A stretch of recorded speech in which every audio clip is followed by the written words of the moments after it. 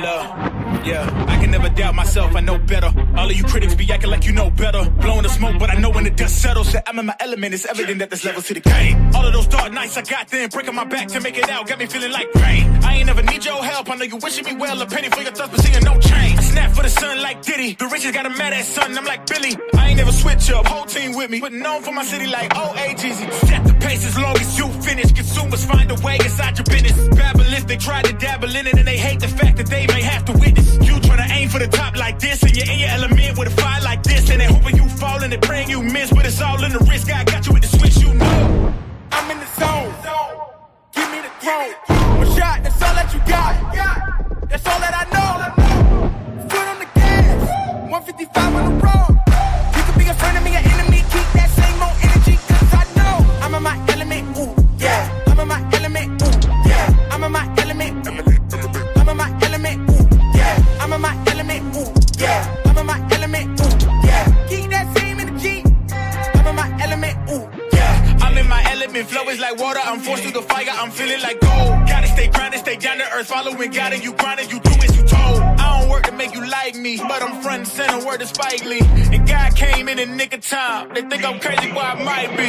Let's run it up, run it up, run it up. We beating the odds just to sum it up. You know it's a rap, never waistlines, and I'm cutting the weight like a tummy tuck. That mean I'm about to give it out right now. You see what's coming down the line, I never pipe down. I give 100% and be trying to stun on my enemies. In my element is crazy, it's the mic sign. I'm in the zone. Give me the throne. One shot, that's all that you got. That's all that I know. Foot on the gas. 155 on the road. You could be a friend of me, an enemy. Keep that same old energy, cause I know I'm in my element. Ooh, yeah. I'm in my element. Ooh, yeah. I'm in my element. I'm in my element. Ooh, yeah. I'm in my element. Ooh, yeah. I'm in my element. Ooh, yeah. Keep that same energy. I'm in my element. Never switch up. Never switch up. Never switch up. Never switch up. Never switch up. Never switch up. Never switch up. Keep that same energy. Never switch up. I'm in my element.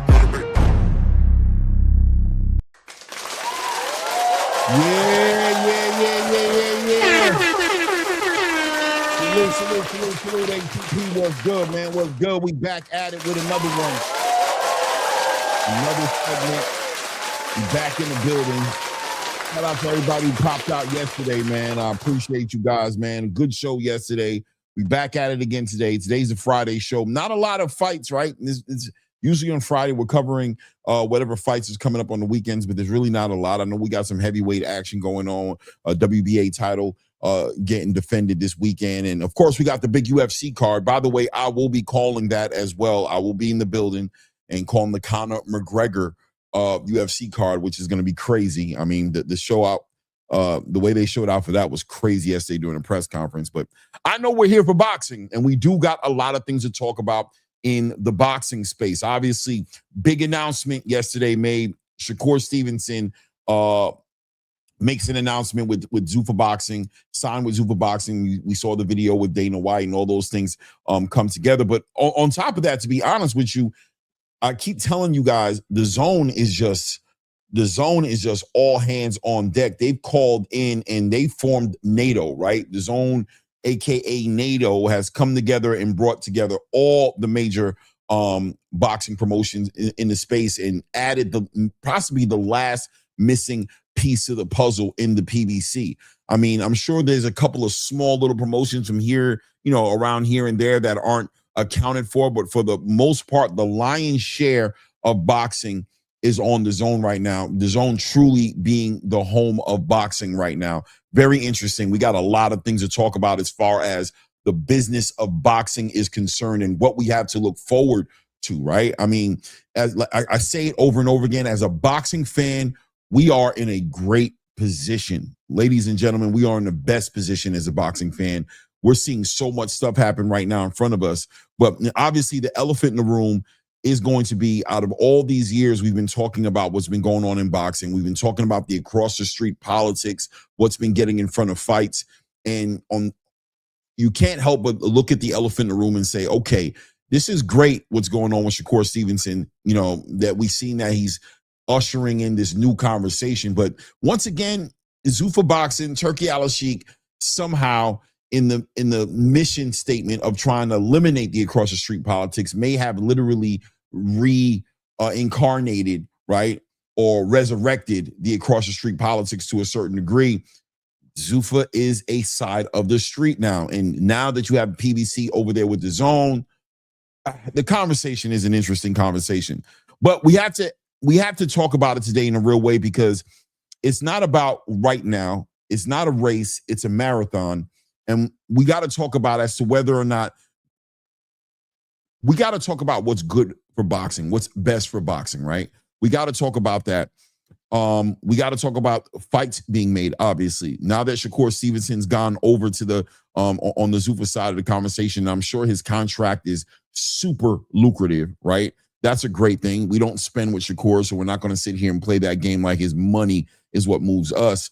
The big thing was what Shakur stated. He went on a media campaign yesterday talking about what he plans on doing, and obviously about making the biggest fights. He shut down certain fights, right? Certain fights that we thought may have been on the table for him. He spoke very clearly about what he's willing to do and what he doesn't want to do. He's still very much dialed in, very similar to Jai Opetaia, right? Very similar to Jai Opetaia. Still has his eyes not on titles per se, but still has his eyes on fights being made with the best fighters in the game that are not on Zuffa. So how do those fights get facilitated? How do those fights get put together, right? The road to the biggest fights in boxing, in my opinion, we'll talk about today, have always been paved in gold. The road to the biggest fights have always been paved in gold. And that's maybe a metaphor to speak towards the prize fighting aspect of the game. The fact that the money usually dictates what happens in boxing.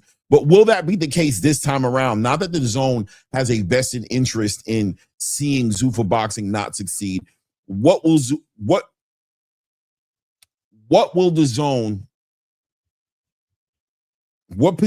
DAZN take when it comes to allowing fighters who are signed, right, who are signed exclusively to fight on their networks? How will they move accordingly on this one when it comes to making those fights?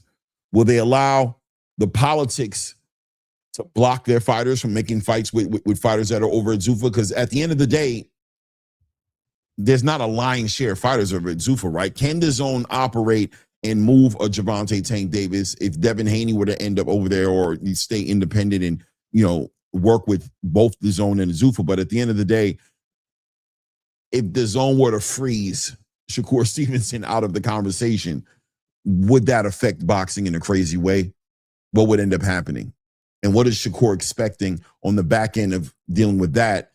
Will Shakur at that point, who's stated he's not going to fight, for example, a Raul Venezuela, what does that look like for Shakur? And what does that look like for Zuffa at the end of the day? If the DAZN really does draw this line in the sand, the money is there, but if the fights aren't there, the legacy fights aren't there, it's a conversation to be had, right? Shout out to everybody in the building. Take a moment, hit the like button while you're stepping into the building. Subscribe to the channel if you haven't done so yet. We do got a lot to talk about, guys, right? We do got a lot to talk about. Sebastian Fundora spoke a little bit yesterday at that press conference that the DAZN did with the PBC to announce the new partnership. Sebastian Fundora had some interesting conversations, right? And I remember yesterday as the press conference was going on, shout out to my brother HLD who was in the building, speaking towards the fact that, this was a multi-fight deal, not a multi-year deal. This is a multi-fight deal. And what does that mean as far as a partnership with the DAZN is concerned? Is the PBC looking for something long-term with the DAZN, or are they still out there shopping, trying to get deals with other networks? Are they trying to make it make sense for themselves? Is the DAZN not all the way confident in the PBC business model or in the stable of activity? When you're looking at their biggest stars, these are guys who have literally damn near come out of retirement. When you think about Jamal Charlo, Jamel Charlo, Errol Spence, Keith Thurman, the PBC doesn't really have a very young, ready to go roster, right? That's not what they're dealing with. They seem to be trying to still operate off of what they've done a couple of years ago, maybe 3-4 years ago. Is that a reason as to why the DAZN has maybe spoon feeding them a multi-fight deal, still looking to see how the PBC plans on moving as far as fighter acquisition is concerned, right? Are you guys going to be signing new fighters now that you have this deal? What's that going to look like? We don't know. on top of that, Teofimo Lopez and Rolly Romero also kicked off their press conference yesterday. Very interesting. Teofimo Lopez does an exclusive deal with DAZN, the first fighter to do that. So Teo's not signed to a promoter. Is DAZN now getting into the conversation of signing fighters? Is that an interesting conversation to have? Maybe we need to talk about that today, because DAZN has definitely been hands-on with the matchmaking going on with the promoters. And this can get very interesting. I know, when you come over here, we're going to entertain some weird conversations. But look, at the end of the day, very similar to Turki Alalshikh, DAZN cannot control what the promotional companies do. Now, they can use their influence as far as their willingness to promote or finance or put the fights on, but it's still an uphill battle, right? They still have an obligation to these promotional companies to, via that contract, to put together the events that they're putting together. How does DAZN plan on moving around that? Do they want to continue to operate that way, or is DAZN becoming a promotional company within themselves? In other words, does DAZN want to compete directly with Zuffa Boxing by signing their own fighters as well? Something to take into consideration, because if they do decide to do that, then I'm going to be honest with you, low-key, between me and you guys, those promotional companies over there better watch their fighters.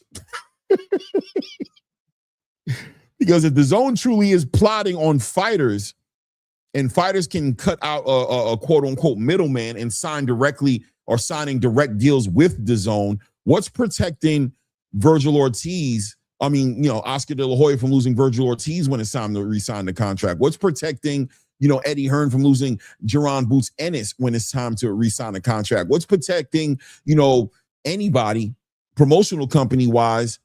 What is protecting? This is a very interesting point in conversation that I'm giving you guys right now. If you really think about what I'm trying to say to you guys, right? It's one thing to need the promotional companies and sign them to these deals, right?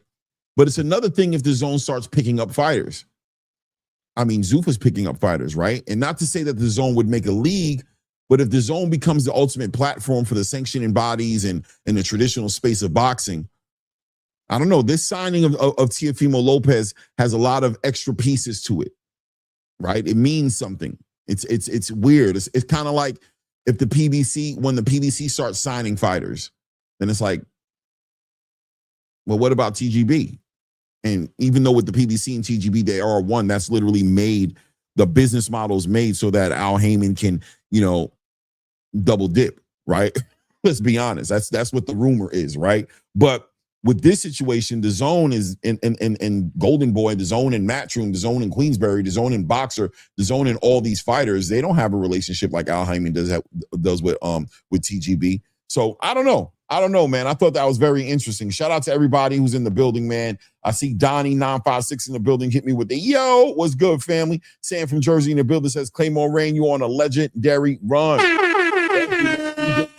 Over here, man. Definitely talking about this boxing. My guy Mike in the building, Jehoshem Wagner in the building. Salute, family. What's good with you, man? As you guys see, there is the link there for the Discord, guys. Hit that link, become a member of the community, man. It's a way to, we build in on there, obviously, and trying to build something up, and also a way to get in on calling on the channel, right? Where you don't have to hit the link with StreamYard. You don't have to, come up on the channel and, put the camera on, or, however it ends up working out. A lot of times, a lot of you guys don't get up because honestly, I don't want the stage to be overpacked. But with Discord, it's an open invitation to come up and share your opinions real quick, and you could be out, right? Do whatever you want to do. Flexing and stepping in the building. Salute, family. Long time no see, man. There with the Nest, with the Nest picture. Shout out to my brother Nest. What's up, Flexing and stepping? Long time no see. What's good with you, man? Let's see here. Let me see. Jelshin, what up, family? Yeah, I like this guy Clay be playing.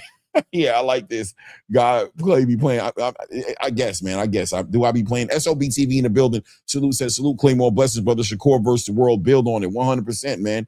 Agent 0777 in the building. Hit me with the salutes. What's good with you, family? Says yesterday's show was good indeed. Thank you, family. I appreciate that, man. Akeem Blake in the building. Akeem Blake says peace to the gods on earth, guidance and blessings. Clay, what up, though? What's good, Akeem? What's good with you, family? What's popping, man? Mine Yours in the building. What's good? Says Salute Claymore, the Rain Man in the building. What's good with you, man? Donnie956 says Zuffa Boxing is mainstream boxing. The Zone is niche boxing. We're going to talk about it today, man. We got a lot to talk about for sure, man. We definitely got a lot to talk about. Mr. Big Play Brain in the building says, good afternoon, boxing family. What's good with you? Shout out to Mrs. Demazian Van Houder. Well, not Mrs. Demazian Van Houder. This is Demazian Van Houder's mother. This is Mrs., if anything, walk him down Van Houder, right? But shout out to the queen in the building, Mother Demazian Van Houder, future of the American heavyweight division in the building, man.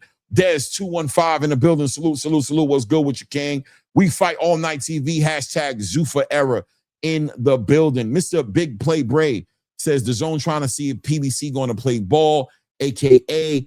let Fundora fight Boots or Vergil, etc. Very possible. Very possible. My guy, Super Galaxy God Star in the building says, what up, Clay? What's good with you, family? Pristine Sports Network in the building with the salute. Back at you, man. My guy, T. Severe in the building says, salute to Claymore Rain in the chat. What's good? What's good? What's good, man? And we got Vergil Wimberly in the building said, what's good, Claymore? And chat heads. Yeah, a lot to talk about, man. A lot to talk about. This rolls out yesterday, guys. It's official. Shakur Stevenson is over. Shakur Stevenson is over at Zuffa, man. And we all knew that this was coming. We've been talking about it. The industry's been talking about it, whether it was Sean Zattel announcing what he heard, whether it was Mike Coppinger announcing what he heard, whether it was Angelo on here announcing what he heard. We all been prepping ourselves for this announcement, right?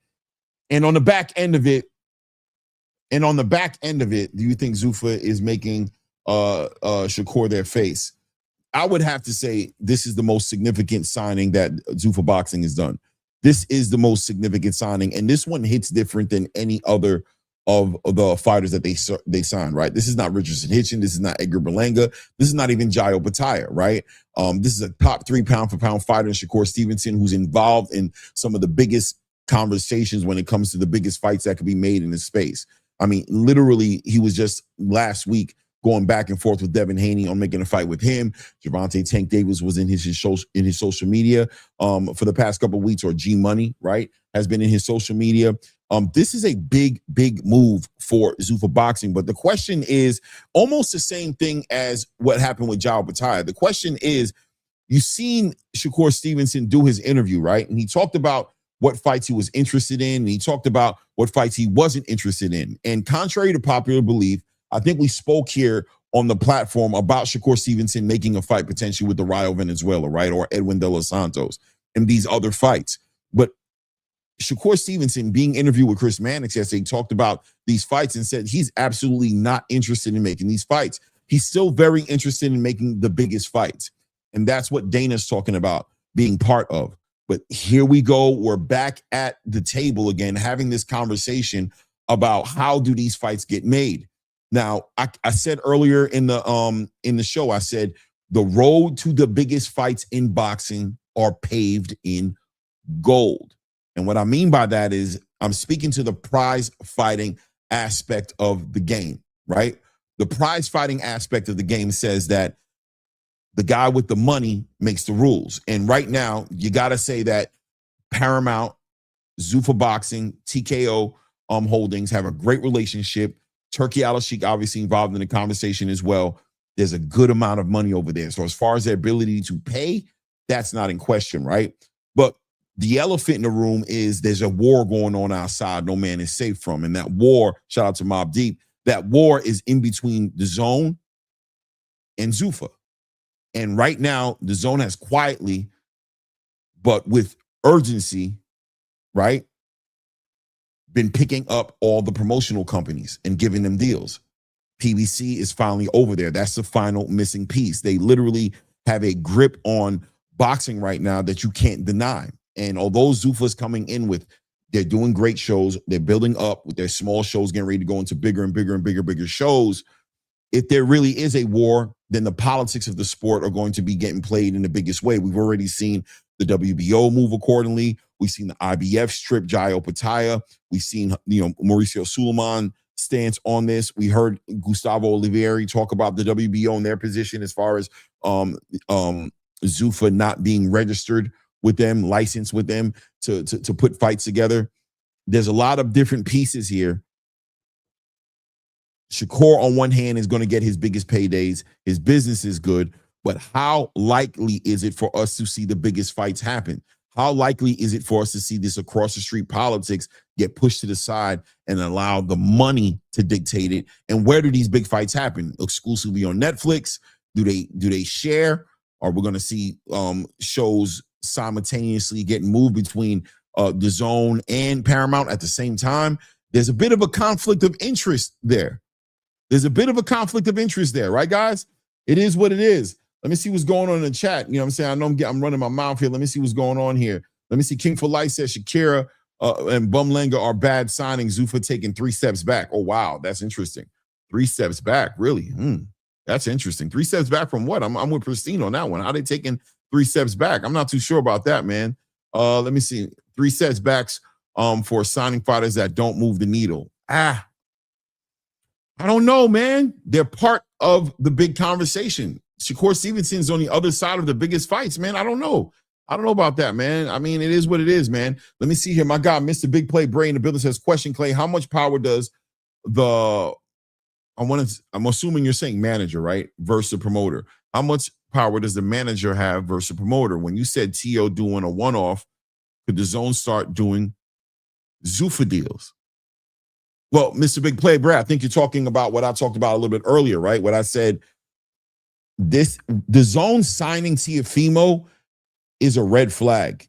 If I'm Oscar De La Hoya, if I'm Eddie Hearn, if I'm Tom Brown, if I'm the top guy in these promotional companies, my eyebrow is going to go up to that. If DAZN is signing fighters, that can change the conversation a little bit, right? If DAZN is signing fighters, it's kind of like when Jay-Z was running Def Jam and LL Cool J was over there. I'll never forget when LL Cool J, left Def Jam and he said, I can't stay here because I can't have another rapper being the president of, the label that I'm under. It doesn't make any sense.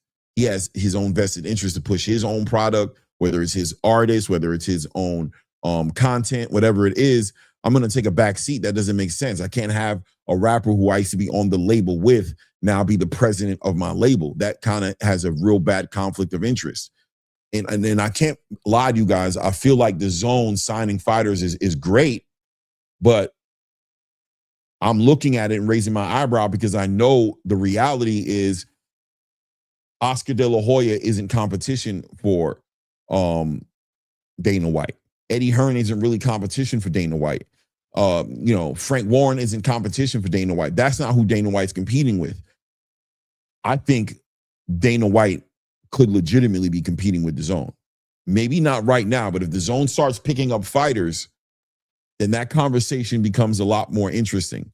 And I think DAZN would be a way more formidable opponent to Dana White than any of these promoters could ever imagine themselves being, man.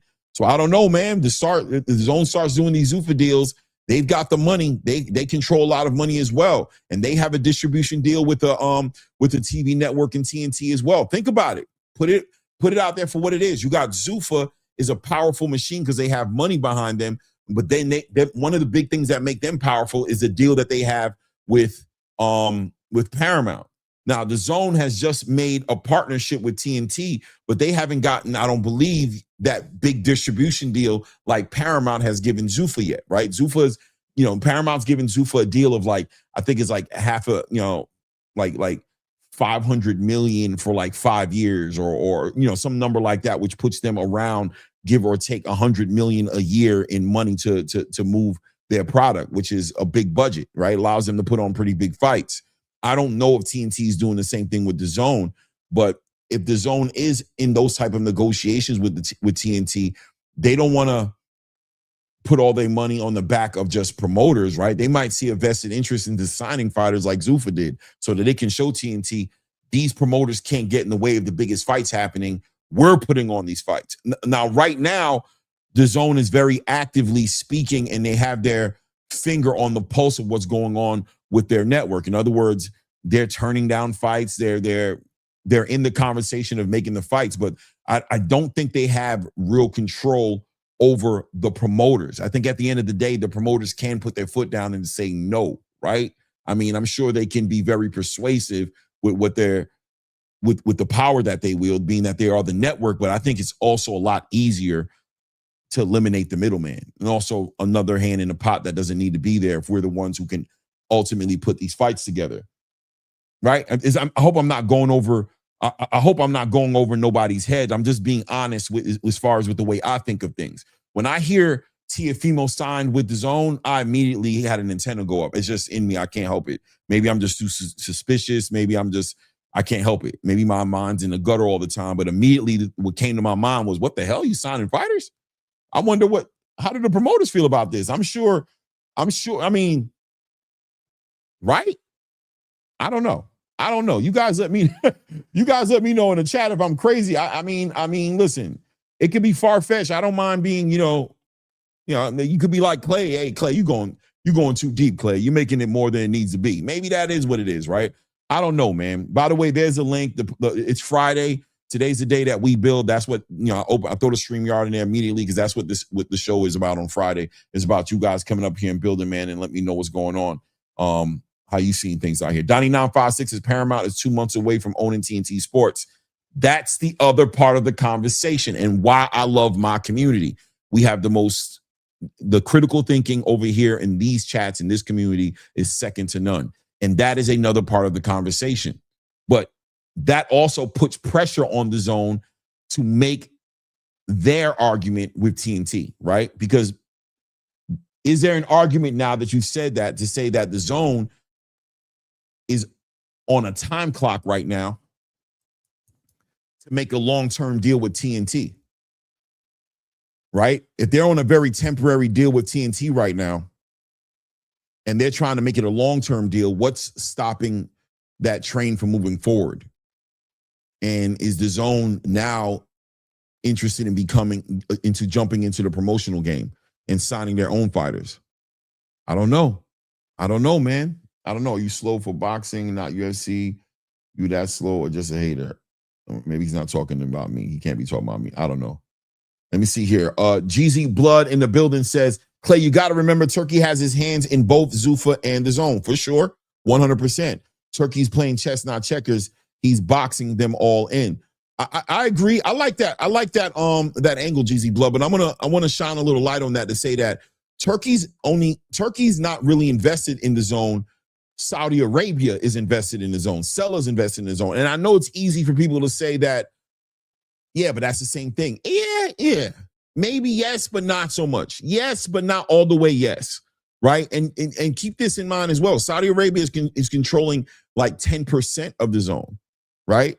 So not to say that DAZN want to tear down what Turkey's trying to build here, but don't get it twisted. DAZN has its interest in keeping boxing the way that it is.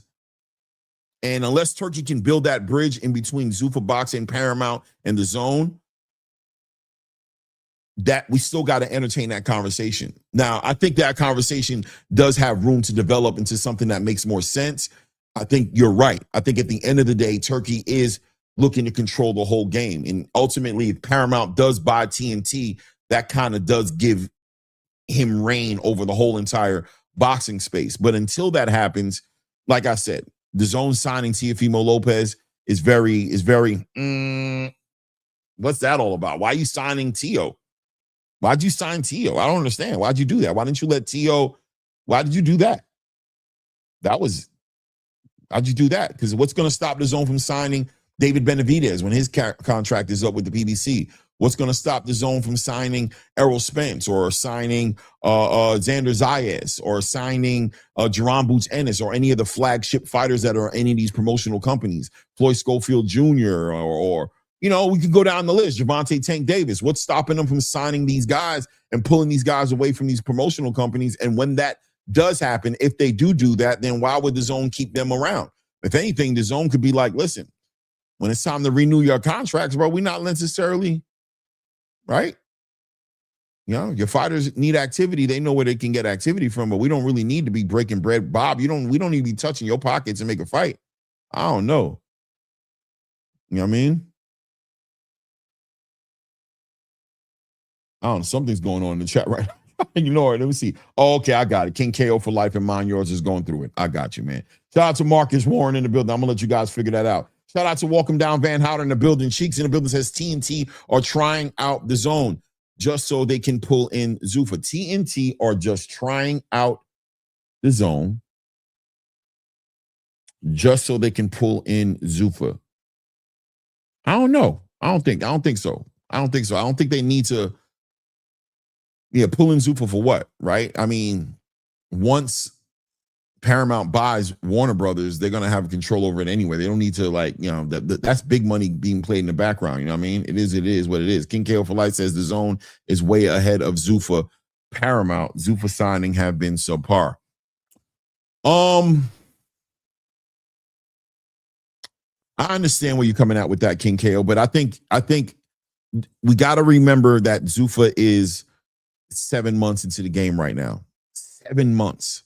We can't possibly expect them to compete with the zone when it comes to seniority or credibility in the boxing space. That's just not where Zuffa's going to be, right? Zuffa's trying to be innovative.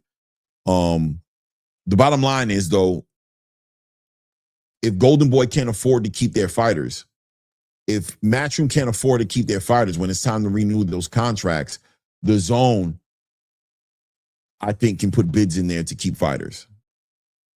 And I think that can make it very competitive out here. Very competitive, right? It is what it is.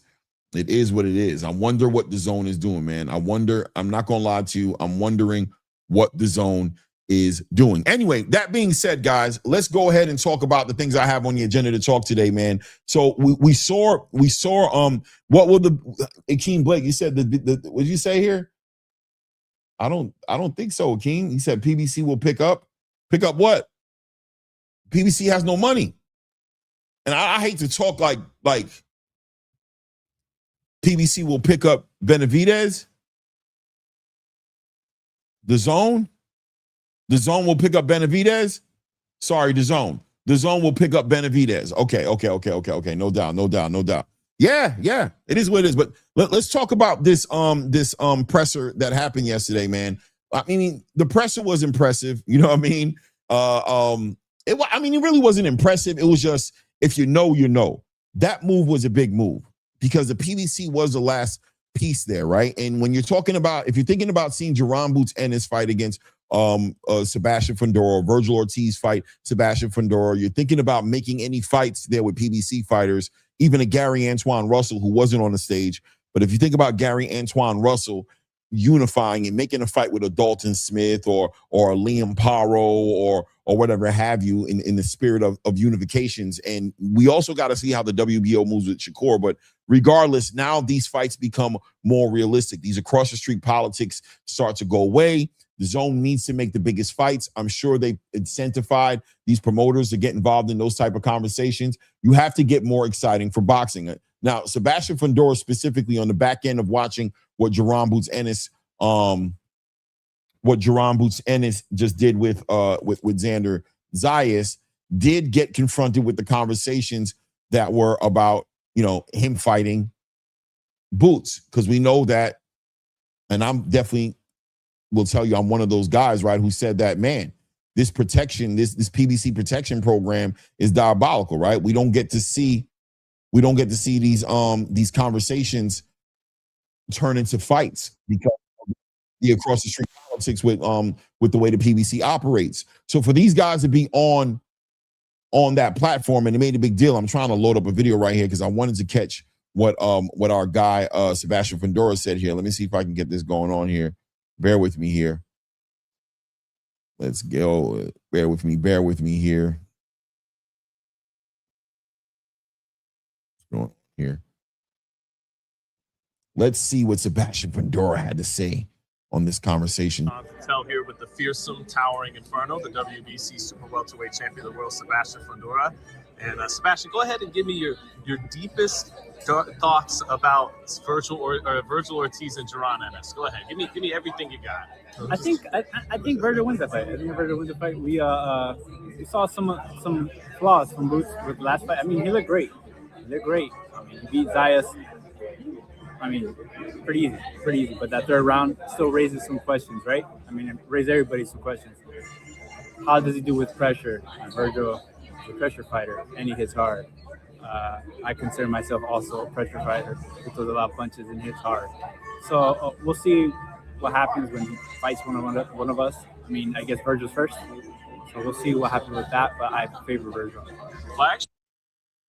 Okay, so Sebastian Fundora, and this is what it was all about, right? And this is what we talked about on the back end of that fight with Gervonta Boots Ennis and Xander Zayas. And this is why I said that maybe one of the best things that ever happened to Gervonta Boots Ennis was that third round, right? In a crazy way. Number one, and maybe not even in a crazy, right? Number one, Gervonta Boots Ennis acknowledged that little habit he has started to become frustrating for him, right? That tendency that he's finding himself doing over and over again. He didn't like the feeling of getting punched on by Xander Zayas that way, right? And that was great that happened, because finally we saw Gervonta Boots Ennis speak to it without dismissing it. I feel like in the past we saw Gervonta Boots Ennis dismissing the impact of that tendency that he had, that a lot of pundits in the space were speaking to, who've seen him fight, whether it was Tim Bradley or recently Andre Ward, or a person like myself on this stage and other platforms that I've seen who've spoken to this little tendency that Gervonta Boots Ennis has. I questioned how dangerous that would be for Gervonta Boots Ennis at 154 pounds. He was able to get away with it, get hit clean sometimes at 147, but he was such a big dude. He was able to absorb, he has a good chin, obviously, absorb a lot of that punishment and not let it move him one way or the other. At 154, a lot more dangerous. And like Sebastian Fundora just spoke to in this video, as far as Vergil Ortiz, they both had the antennas go up. When they saw that third round, what they saw was an opportunity for them to capitalize over something that Boots has been neglectful at addressing at this point in his career. That being said, though, Boots has acknowledged the elephant in the room. But Sebastian Fundora also seems way more motivated to make that fight happen, especially since now this deal is happening between the PBC and DAZN, right? So let's continue to see what he's saying here. Actually, man, your deepest thoughts about them as opponents for yourself than each other. I'll beat them both. It's as simple as that. I'll beat them both. I think those are great fights. Great fights. Again, being on DAZN, all of us now, I think that's fights that have to happen now. You're seeing him fight one time and me fight one time and then the other one fight the other time. It's like, now we got to put these guys together, man. They need it.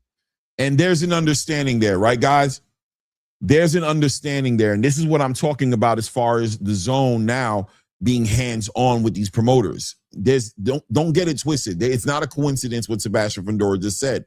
There's an understanding now that these fights have to happen. There's no more strategically moving across the street politics. Now these fights have to happen because there's a mission for DAZN right now to remain the home of boxing, and they don't want Zuffa to succeed all the way to the maximum. They don't want them signing all the fighters and financing and putting all the biggest fights together. They want to be in that conversation, and it's going to involve these promoters working hand in hand in order to make that happen, right? It is what it is here. Let me see. King KO said, I agree that Zuffa has just started. It seems like they are just spending money on the wrong talent, especially when they promote no Tom and Jerry top fighters. I think that you got to also remember this, King KO for life. You got to remember that Zuffa Boxing isn't trying to get the same fans in the space of us, if that makes any sense, right? Shakur Stevenson will be at the Conor McGregor Max Holloway fight this weekend on Saturday, tomorrow. They'll be there. They'll be promoted. The cameras will be on them. They'll be doing interviews. You'll see Shakur Stevenson pop up on a WWE event. They're going to promote him there. The fans that are at the UFC events and the fans that are at a WWE event aren't necessarily the fans who are watching the sport that we're talking about right now, as far as DAZN. Remember that DAZN still has that pay firewall up there. That $50 is still a subscription And fans, most casual fans aren't going to pay that fee unless that's a hardcore price, right? $50 a month is a hardcore price. That's a price for a hardcore fan who wants to watch boxing. Paramount's $8.99 a month for not only their fights and the UFC on there, but also for all those movies and things that they stream on that platform. Open it up a little bit more as far as access to casual fans is concerned. Now, this is where the TNT deal with DAZN comes into play. This is where they want to compete at. They want to, but they only get one of those events a month, right? And granted, Zuffa is doing almost the same thing, right? They're doing 1 to 2 events a month, right? Like somewhere inside that window, 1 to 2 events a month. But yeah, man, I understand what you're saying, man. They're signing fighters that you're not that interested in. But I think those fighters don't think that the casuals who are watching are necessarily on the same page with you, right? It is what it is. It is what it is. Let me see here. I can see PBC fights being on TNT soon. Yeah, for sure. Yeah, all those fights. I mean, exclusively? Or do you mean like more like the across the street fights, right? Maybe. I don't know. But Sebastian Fundora speaking on this in real time. It's going to be exciting. I'm very looking forward to that stuff. Definitely agree with you on that, and I think everybody does in boxing. Samson, he let it be known. He was transparent about the mandatories next. Right away, huh? Right away. Yeah, oh man, that was bad. That was bad. That move, Samson. But I mean, it is what it is. It's the truth. I remember he called us right after because I mean we were upset about that. Like, I mean, we knew what was gonna happen, but I mean you had to do it right away and drop that bomb. I mean, it looked like punks. I didn't like that. I mean, we're willing to fight these guys. We're willing to fight anybody, man. But with time, I guess, right? I mean, that's clearly the conversation, right? When it comes to the Samson Leakowitzes of the game, the promoters of the game, the Oscar De La Hoyas of the game, right? Who are always protecting, who are used to that old model, protecting their fighters. And, you know, and I'm not going to put them in the ring with that monster. Not right now. Why? What do they bring to the table? What do they do? What are they doing? What has Boots done to be fighting my fighter and all that type of conversation? And Sebastian Fundora is 100% on point, right? He's speaking actual facts right there when he says it made us look like punks. And it did. So did vacating your WBO title to not fight Xander. A lot of these conversations kind of ended up with, we'll never see the biggest fights. And the promoters like Samson Leakowitz, who are about getting the squeeze for the juice, are always going to get in front of these fights. But like I said, this new deal with DAZN right now, signing all these promotional companies, it's going to come with different energy, right?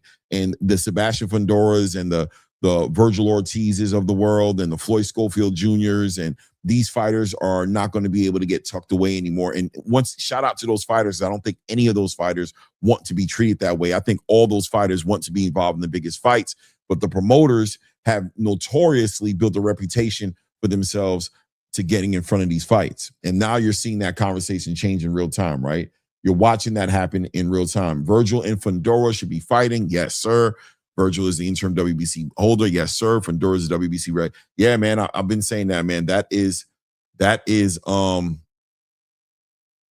whole point, right? That's the whole thing right there as far as what I think should happen. I think Vergil should be fighting Sebastian Fundora, period. I think that's the fight that should happen. And I think that's how I think Boots should only fight Vergil.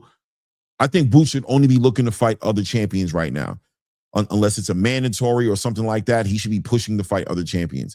And I think until those guys figure it out, he should go over there and be fighting Josh Kelly. I think it should be an in-house fight for Eddie Hearn, put that fight together. Boots should be looking to pick up a third belt and let Sebastian Fundora get his little fight go on. And when Vergil gets in there, he can either fight, defend his interim title or fight Sebastian Fundora next. I don't think Boots should fight Vergil Ortiz next. That's just my opinion, right? I know a lot of people will disagree with that, but I think that's what it should be. I think Boots should be aware of what he wants to get done. You know what I mean? DAZN is working with Teofimo now. Yeah, for sure. One second here. Guys, there's the link if anybody wants to come up, by the way. The Discord is also open and pinned up in the track. Is also pinned up in the back. So if we feel like popping up, go ahead and pop up. But let's see here. Sebastian Fundora. Well, appreciate your honesty on that. With that being said, after this mandatory title defense, right, is that where, even if he has another plan, whoever, PBC has another plan, is that where because it's your reputation on the line, it's your career on the line. You have to put your foot down and go, no, it's got to be. Absolutely. And I think, I mean, you could throw Charlo, you could throw Spence's at us, but I mean, the weight they have compared to the fights like Boots or Vergil, it's not the same. So, you know, I mean, it's the obvious choice. Which path are you going to take? You're going to take that path, and I mean, you might make some money that way, or you want to make money, and you also want to make kind of a more of a household name for yourself. So we're doing good. I mean, there's no reason for me to go and look for those stuff. Honestly, real stuff. But no, I mean, I'm tired of my sister holding all those 4 belts in front of my face. I want to get all 4 of them myself. And Sebastian Fundora's changed up his conversation. I can literally pull up video right now and play it for you guys, where Sebastian Fundora says he's not even looking to fight for the other belts, that he's good with the WBC, right? And it's real interesting to see him now say, look, I'm sick of seeing my sister walk around with all these belts. But, you know, the flexibility is clearly there. And now that the zone has their mission statement pretty clear, it means they're not putting it on the front for the whole world to see, but they've made it clear, you know what I'm saying, that they want the biggest fights. And I think that's got definitely part of the conditions or contingency to signing a PBC, right? Just to let them know up front, like, listen, we want the biggest fights. If you're willing to do that, then you have a home here. But if you're trying to cherry pick or move around strategically, quote unquote, in developing your fighters in a certain light and you know, posting them up, making them look like there's somebody that they're not, then this ain't going to work for us. This is not what we're trying to do here. So Sebastian Fundora, you know, shout out to Jean Sattel for asking the right questions as far as letting it be known and asking him, yo, this is your reputation, right? This is your career. So, you know, you do have a say in it, and you don't got to sit here and just go with the damn program. You can go for it. Sebastian Fundora talking right now. He's definitely talking right now. Shout out to my Aki in the building, man. Walaikum salam, rahmatullah, ibarakatuh to my Aki in the building. What's good with you, man? King KO says, I can see the PBC in-house fights being moved to TNT for the U.S. market. PBC cross-promotion fights on the zone. I don't know about that, man. I don't know if the PBC has, I don't think the PBC has enough on their roster to just make all these fights in-house fights. And I also don't think the zone is that interested in just making opportunities for the PBC exclusively like that. I think the TNT deal is a DAZN deal. It is not a promotional deal for PBC, for Top Rank, for, you know, Queensberry, for all those guys. You know what I'm saying? I think whatever happens with the TNT situation is going to be to benefit the zone. You know what I mean? That's what I believe. So I would more than likely see cross-promotional fights, the biggest fights possible that they can put together. I think I'm hearing that the Lamont Roach William Zepeda fight card is going to be on there, and that's a collab right there, right? And you could say, if you want to look at Lamont Roach as a pro box fighter, or is he a PBC fighter, whatever, I don't know how you want to look at it. And of course, you got William Zepeda, who's a Golden Boy fighter. Those are the type of fights that you're going to see popping off on those cards, in my personal opinion. I could be wrong, though. I don't know. You know what I mean? Donnie says the zone just isn't it. It is on life support. Donnie, you think they're on life support? I don't think they're on life support. I don't know. That doesn't feel like they're on life support. But, I mean, they got to definitely back it up. They got a lot of eyes on them. Mr. Big Play says Vergil, Fundora versus Vergil, Boots versus Kelly, all on the same card, late 2026, winner versus winner in the middle of 2027. Maybe. That would be nice, right? That would be nice. Akeem Blake says Fundora is selling himself. He talking good, but it's halal lamb over rice with the sauce to her straight food. Nah, man, I think y'all, I don't subscribe to that. I ain't gonna lie to you, Akeem. I believe that these fighters want to make the big fights. I believe their promoters and the networks they're with have gotten in the way of a lot of things they've been trying to do.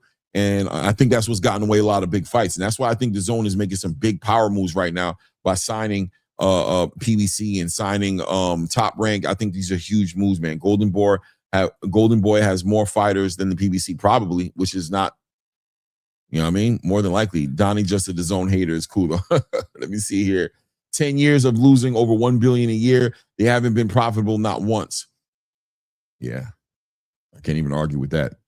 I can't. I can't even argue with that. Roach Pro Box just does side business with the PBC. Exactly right. Mr. Big Boy says it seems like the zone on TNT is like Showbox. It seems like the zone on TNT is like Showbox, but with the big main event. Yeah. I mean, at the end of the day, it's about activity. It's about activity, right? It's about putting these fighters out in front of more eyes, making them more popular. The zone's membership, that $50 paywall, limits that. You know, Abdullah Mason's and Albert Bell's card the other day, I think, was at 820,000 viewers who saw that, right? That's that TNT effect right there. The eyes on boxing. That's what they want to keep it. That's how they want to keep it moving. You know what I'm saying? It is what it is. But let's get back to Sebastian. Well, too, it's well, I had a thought after you beat Thurman, and you look better than ever as of late, right? You've improved as a fighter. You're a problem for anyone with your size, your power, and the polish to your style now. But I wondered if they were to try to keep giving him a Spence, a Charlo. I know you have a lot of animals up in the mountains, right? Yes, absolutely. Do you risk domesticating a fighter a little bit? Like when a dog's hungry and he's ready to eat, you got to let him off the leash and let him. Of course, you got because that's when the hunger for the sport kind of dies down. You don't really want to do it anymore. It's like you see, you make $1 million the first time, you're like, oh, I finally made it, right? Then you make it the third time, the fourth time, the fifth time. It's like, it's whatever now. I mean, the people that want to be there in your position are kind of like, what are you talking about? I want to be there. I want that. If I were you, I would do it this way. But you die down, that feeling dies down, and you don't care about it anymore. We're fighting in a big venue, right? I mean, when I first fought, say, an MGM, I was like, wow, this is huge. And I remember being, like, astounded by everything, but yeah, we're good, Sebastian. We get it, man. You got the satin sheets, right? That's what it comes down to at the end of the day. Fly frequencies is okay. Don't it seem like the PBC, the zone deal kind of hurts the prime deal? Hurts it. That prime deal is because who gonna pay for pay-per-view fights on prime? We can get them on the zone for the low. Yeah, I mean, I'll be honest with you, Flyer. It feels like they don't even have a deal with Amazon. I mean, when you really think about it, that Amazon deal with the PBC was trash. I mean, they just did not do anything worth talking about over there on Amazon. I mean, you had, that Keith Thurman, Sebastian Fundora, $80, $90 pay-per-view. I didn't even pay for that. You know what I mean? That they've been on a I think that deal, what are they protecting over there? Nah, bro, I don't think it hurts the deal. I think that deal was already hurt. I think Amazon already had made it clear that they're not interested in working with the PBC just by the way they were dealing with them. You know what I mean? That's what I believe. I don't know, bro. It doesn't feel like it, man. Any thoughts on T.O. bringing out the gorilla mask? No, Super Galaxy. I don't care about the gorilla mask, bro. I don't give a damn.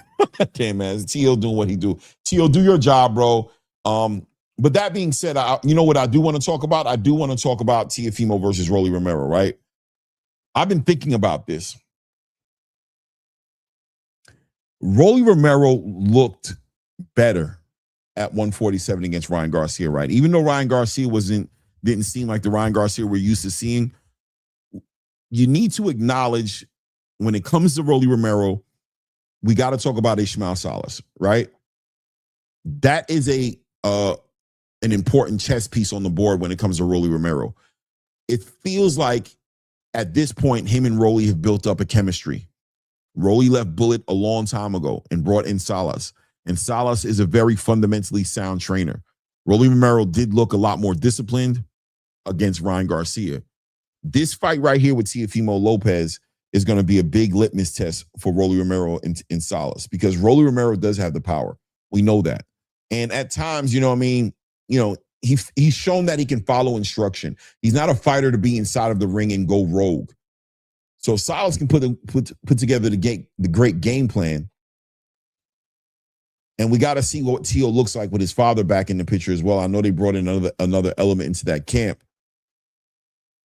I don't know, man. I'm still picking Tio to win that fight, but I'm definitely not looking past Rolly like I was, let's say, yesterday, right? I'm not looking past at him because it's beyond just being a puncher for Rolly Romero. It's not just that he's punching hard. It's also that he's become a lot better at placing his shots and putting his shots together and combination punching, and he's gotten a lot better at cutting the ring off, things of that nature. I think he can get very interesting in there. And we got to remember, Teofimo's power barely translated at 140. Didn't see him stop nobody at 140 in real time. What's he going to do at 147? Are we expecting him to stop Rolly Romero? I don't know. I don't know about that. You know what I'm saying? Damian Ward in the building says, I hate the fight for both guys. Rather Rolly fight Conor Ben or Ryan, even a Brian Norman. Let me read that one more again here. I hate that fight for both guys. Rather Rolly fight Conor Ben, okay, or Ryan, even a Brian Norman. So you just don't want to see Teofimo in the conversation, Damian? I mean, I'd ask why to a certain degree. But I mean, I like the fights that you pick, but why wouldn't you want to see Teofimo in the conversation? Are you done with Teofimo? Is Teofimo done as far as you're concerned? Is he cooked? Are you not paying attention? I don't know. I think that's I like this fight, Teofimo and Rolly Romero. I'm gonna be honest with you. I like the fight, man. I think this one right here for Teo, like he said at that press conference, this is the one for him as far as who he is. You know what I mean? I mean, who is Teofimo Lopez? Is he done? Is he cooked? Is he somebody who was a hype job? Did he just, was his best years at 135? You know what I mean? Was that his best years? Like, was that the best time for him? Or a little bit at 140? Did he start fading and we just didn't acknowledge the elephant in the room when it came to him? You know what I mean? A lot of people were making excuses for Teofimo. We all been talking about Teofimo saying that, he fights up to his competition, and when he fights people that, he doesn't want to be in the ring with, he can't get motivated. He just needs to be matchmaked in a certain way, right? Well, this deal with DAZN, from what I understand, they're going to be loading Teofimo up. He's going to be getting tough fights. He's going to be in competitive fights. He's going to be in flagship fights for DAZN. So he's either who he said he's been all these years, or he's a hype job. Hold on one second here. One second.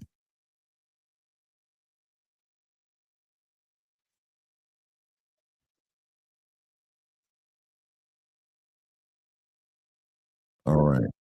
Let's see here. Teofimo speaking to the reality. Yeah, you're being too nice. But other than that, I'm a nice guy. I feel great. Put up or shut up. I like that. I think that we're at a point in time in my career where everything is at stake. Truthfully, was Teofimo just good in the early of his career and this is the end of his career, or is this now the start of something new? So I look forward to it. I want to thank the champ though for accepting it, for allowing me to step up to the plate. Facing him, he's a 3-weight division world champion, something that I'm looking forward to doing and accomplishing on August 22nd at the T-Mobile Arena, live on the DAZN pay-per-view. And yeah, I'm just super, super stoked. I mentioned. Yeah, you know what I mean? I think he's got a point, man. I think Teofimo's got a legitimate point. I think that this is the litmus test for him. I think this one right here, if he was to lose against Rolly Romero, I think there's an argument there to say that, Teofimo might legitimately become a gatekeeper on the back end. Well, let me ask you guys, if that's the case, does Teofimo become a gatekeeper at that point? Are we looking in, or if he can't get past Rolly Romero, that's 2 losses in a row, is Teofimo ready to take a couple of steps back and get back into contention and build himself back up to being a champion again? Or is he cooked? This fight might be the end-all be-all for him, man. You know what I mean? This might be the end-all be-all for him. On the back end of this, I know I made a joke about him going to Pro Box the other day, but, I'm not joking. I'm saying at the end of the day, if you can't win on the big stage, you're going to continue to stack losses. And what kind of paydays are you going to get in that type of situation? You become a little bit more desperate, right? Fighters don't have to fight you. You're going to have to take short money. You're going to have to play B-side politics in order to make big fights and fights worth any kind of money towards you. And is that what you're really trying to do, right? No more pay-per-views, but live on the DAZN pay-per-view. No doubt, no doubt, no doubt. Mr. Big Play Bray says T.O. equals desperate. He needs this fight to keep it going. Yeah, 100%, man. 100%. Out here making money with the DAZN. Maybe. Shout out to Stinger from above in here. Says, I'll never understand how he completely lost the pop he had at 135. Like his father said, what happened to your power? And it feels like they did depend on that a little bit too much, and it never translated for him at 140. And I just don't. I'd be shocked to see it translate at 147. We got to see, right? Super Galaxy Godstar says, I'm tired of celebrating dudes like Tio that secretly hate us, and it's not even a secret, but we still got to talk about him. Yeah, nah, it's only a problem when they diss other races, but not ours. What do you mean? I don't know. But I do feel what you're saying about Teofimo and his cringeworthy behavior when it comes to race talk. You know what I mean? For sure, man.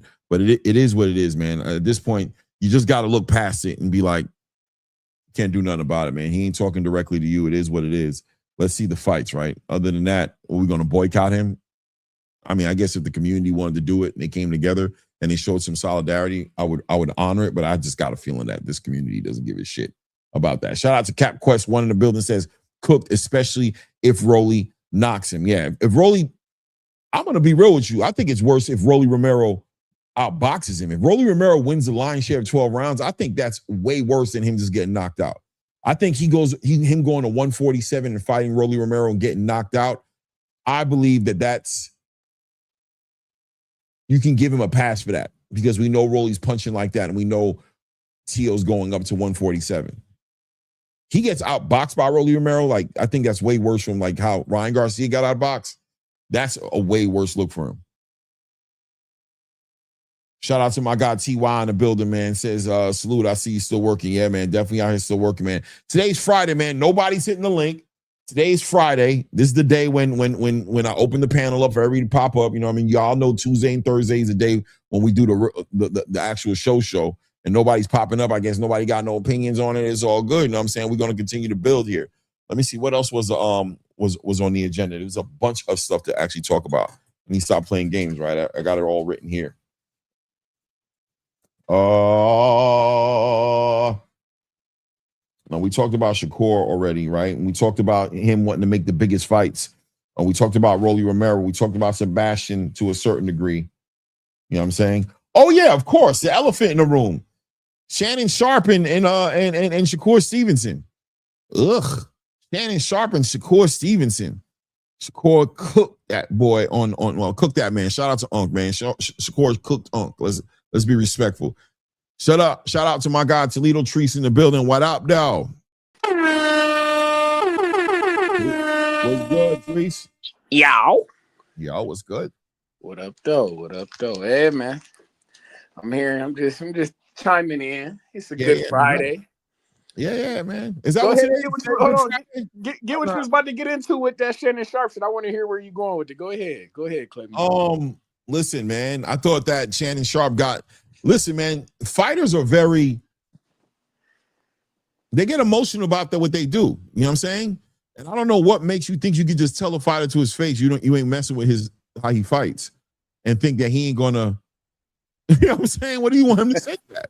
Right? Like, who's trying to hear that? Who's trying to hear, like, would he do that to a receiver and be like, hey, bro, I ain't gonna lie to you, man? He has, though. That's one thing I will give him credit. Because you know how I get once you get older, and then his, like, and when we talking that football shit, he respected. That's a Hall of Famer.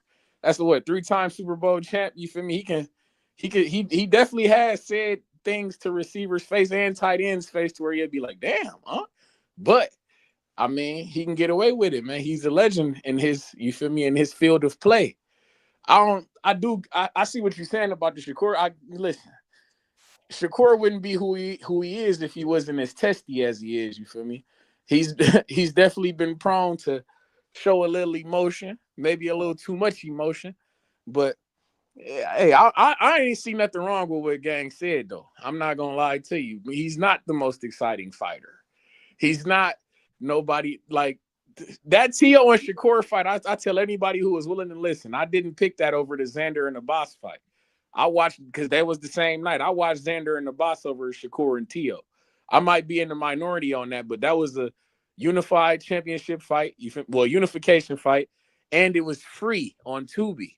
I never asked because Claymore, you know how I was rocking with that Shakur and Tio shit. I did not want to see that. I had never asked for that. And the moment that I seen that it was happening, I told you Shakur is gonna hold up 3 divisions in boxing and I stand. That man held up 3 divisions in box from 135 to 147. Motherfuckers went, oh, who is Shakur about to fight? Is he gonna fight Devin? Is he gonna fight Dalton Smith? Is he gonna fight Oshaki? Is he gonna fight Muratalla? He was holding up the game. Now he's over there where Zuffa goods. Go over there, do that, do something over there. You feel me? And let's get some things. Let's get some straightening in some of these sanctioning bodies. If you relinquishing that, what do you got? The WBO belt? He relinquishing that. You feel well, I me? don't know. I mean, I don't know if that's the case. I still don't know that Shakur is going to do that. I don't know that Dana is not going to go ahead and pay whatever fees, licensing fees he needs to do to the WBO so that he can, host these fights, these bigger fights. Because Shakur made it clear yesterday that he doesn't plan on fighting no Rayo Venezuela or no fights of that nature, right? He made it clear. He said, no, I'm only looking to make the biggest fights. And that's what Dana said he was going to, I don't know, man. How do you feel about that? How do you feel about Shakur being over at Zuffa as far as, does he suffer the same way Jai does, or do we finally see a breakthrough with Zuffa Boxing and the traditional space? I feel like he should fight Rayo. I don't feel like Rayo just knocked out the man that you had your worst performance ever against. You feel me? Like, right. Why aren't you fighting Rayo? I was just telling somebody the other day, I'm like, if Rayo wanted to, I don't know what Gary Antoine Russell doing. It seemed like he's not fighting nobody. If Rayo was to fight him, I would actually like to see that. Rayo is 2-0 in rematches. I would like to see if he can go for the trifecta in rematches. You feel me? Maybe go 3-0, get Gary Antoine Russell, see what's going on. I think Rayo a good fighter. He like I say, he just knocked out the man that you had a god awful performance against. You feel me? Why wouldn't you be trying to fight that guy? It's a way to get a little bit of redemption in my eyes. Which, am I crazy for saying that, Claymore? I mean, I wouldn't mind seeing the fight, but I think for me, the most important thing is what he said, right? Is the fact that at the end of the day, he said he's not trying to make those fights. So that for me, that leads me to believe that if we end up seeing him in the ring with Rayo Venezuela, that's not a good thing. That means that he's had to concede to something he didn't want to do. And does that speak towards Zuffa's ability to make these fights happen? Like, in other words, if Zuffa is not able to move Shakur Stevenson accordingly, the way that they said they were going to move Gervonta, does that ruin their credibility with the elite fighters in the space? Their credibility is already ruined, in my opinion, because they backtracking. They've already been, if they're working with the sanctioning body, I don't see the IBF going back to give Gervonta his belt back or nothing like that. But it seemed like that they working with, if Shakur come over there and he allowed to keep the belt, if I'm Gervonta, I'm pissed. Like, hold on, how he get to keep his strap? You feel me? I came over here. I played in the sandbox first, but I couldn't bring my toys with me. I can't bring my favorite toy. You feel me? He come over here to the sandbox, and y'all letting him bring his tablet. If I'm Gervonta, I'm upset. You feel me? What's going on? How come he get to keep his belt? Richards and Hitchens, he moved up, so it's different for him. Like, I can see if he was still fighting at 140 and he got to come over and keep his belt. If I'm Gervonta, I'd be really pissed. He was an IBF champion. And Claymore, I got another question for you since we're talking this Zuffa thing. Why is Richardson Hitchens versus Salas, why is that a 12-round fight, but Edgar Berlanga versus Butler is a 10-round fight, and that's the main event? I'm confused by that. Wait, ask the question again. Why is Richardson Hitchens versus Salas on the undercard of Berlanga? That's a 12-round fight. Right. Why is Berlanga versus Stephen Butler only a 10-round fight? I don't know why it's a 10-round fight, but I mean, if you're questioning why Edgar Berlanga is the main event on the card, clearly because Edgar Berlanga No, I'm not questioning that. I'm not questioning that. I know why he's main event. I'm confused as to why the co-main event is a 12-round fight and the main event is a 10-round fight. And neither fight is for any type of championship or nothing. Any type of championship. Is it? Yeah, I don't know why. I don't know. I didn't even notice that it was a 12-round and a 10-round fight type of situation. I would have thought the Salas fight would have been 10 rounds. Exactly. I have no idea. I have no idea, man. I have no idea. Say less. I just wanted to throw that. I'm just see Zuffa doing all type of confusing shit. I'm just perplexed. Yeah, there definitely is a. And I've been saying this from the beginning that Zuffa's going to continue to evolve. They're going to continue to evolve their business model to what makes sense as the time turns. You know what I'm saying? As they start getting the data and seeing what makes sense. But if you're signing a Shakur Stevenson or signing a Devin Haney, or you're signing, we saw what happened with Jabata, but if you're signing big fighters, right? If that's what the whole game is, then you need to be able to facilitate the big fights. That's something that it doesn't need to go. That's something that's that can go unsaid, right? Like we don't even think about that. I think the Shakur Stevenson acquisition is a big deal, bro. I ain't gonna lie to you. I think if they're not able to move him accordingly, if they're not able to put him in it, because the thing about it, he's vocal. He's already said what he wants to do and what he doesn't want to do. So now if we see him moving a certain way, we know if it's a good thing going on over there or bad. Does that make sense? No, I'm with you. All right. So let me ask you, what fights will move the needle for you for Shakur? Besides the Devin fight, because we don't know that we feel like he's signing over there, but we don't know yet. What fights for Shakur at 35 they don't got a 40 division. So at 135 would move the needle for you and make you be like, okay, they're doing right by Shakur. Shakur is a 140-pound champion. Until he vacates that belt, that's who he is. So I got to keep that on the table. Okay. I want to see them make the big fights happen. I want to see Shakur fight Dalton Smith, Gary Antoine Russell, Devin Haney, Gervonta Tank Davis. I want to see him make the biggest fights possible. He only fights twice a year. It shouldn't be that complicated. He's not fighting 3 to 4 times a year. I want to see those big fights. But like I said, as I'm watching this thing develop, I'm not even watching it off the strength of Shakur. I think Shakur, whoever he fights, I'm going to watch him fight. If he fights Rayo, I'll be good. I'll watch him fight Rayo. You know what I'm saying? But I'm more so looking at Zuffa. You know what I'm trying to say? No, I get you. Like I'm watching Zuffa and trying to figure out what Zuffa is doing and what Zuffa plans on doing and how they plan on. They've clearly promised Shakur Stevenson something. I mean, the deal took forever to be announced. You know what I'm saying? God knows what different things. And we're dealing with Jay Prince, a very high-level businessman. You know what I'm saying? He understands how to do with these contracts. There's contingencies in there. They got to make this happen for Shakur. And if they can't make it happen for Shakur, a big star like Shakur, right? I know people going to be like, oh, since when he's a big star? He is, bro. He's Shakur Stevenson, bro. He's number 3 on the pound-for-pound list. If you can't get him in the big fights, if your money can't move the needle, then, bro, what can you do for these elite fighters? Word. In my opinion, though, in all sincerity, when I heard him say that he don't want the Rayo fighter, I'm sure Mark was it Masiago, shit like that. He not looking for that. In my opinion, I see them trying to get Rolly for him. I mean, not Rolly, but Lomachenko. I see them trying to bring Lomachenko out for Shakur. He like the only guy who hasn't fought him. Teo fought him, Devin fought him. You feel me? Cambosis didn't fight. I feel like they're gonna try to wheel out Lomachenko for Shakur. I think Shakur is going to 135, in my opinion. I don't know. I don't see him defending the belt, like I say. And if he do, I don't know who against. Because all the other guys that they got that they had at 140 over there at Zuffa, they've went up to 147. Or they went down to 135. So I feel like Lomachenko is probably gonna be the fight for Shakur.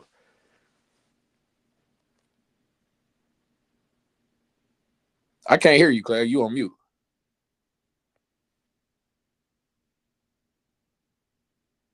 No, I still can't hear you. Is it me? You can hear me? No, I had the mute button, but because I was pulling this up, I couldn't do it at the same time. I had to do one at a time. Nah, it ain't StreamYard, Big Boss. I just had it lined up the wrong way. But no, what'd you say before? What'd you say? I was saying I think Lomachenko is gonna be the fight for Shakur. Right.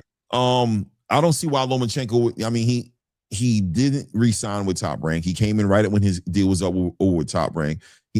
At his age, he's coming in for the biggest paydays. I don't think any of those promotional companies can give him those big paydays. Yeah, I feel like I'm very confident that's where he's going to end up at. That's going to be a fight for Shakur. The thing about it for Shakur is he only needs to knock out one fight every 6 months. So as long as he gets his next fight announced this year, he's good for another 6 to 8 months. You know what I'm saying? He don't gotta really have that much pressure on him. He can just leave all the pressure on Dana. And that gives Dana White and Nick Khan a long time to really negotiate and make these fights happen and put him on big cards, even if it's going to be a Turkey card or, you know what I'm saying? Or whatever have you. I don't know, man. I think it's a good thing. I think we're going to see Shakur Stevenson in the big fights that we want to see. And I think he ultimately does end up getting that fight with Gervonta Tank Davis. What do you think about that?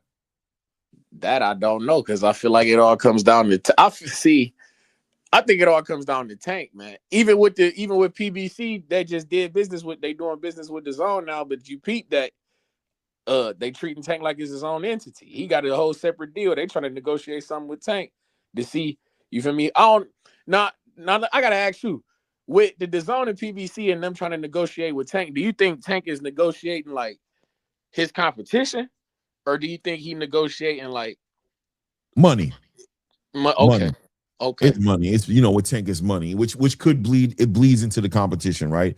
It bleeds into all those different things, but it's money is the foundation to it all, right? It's all about the money.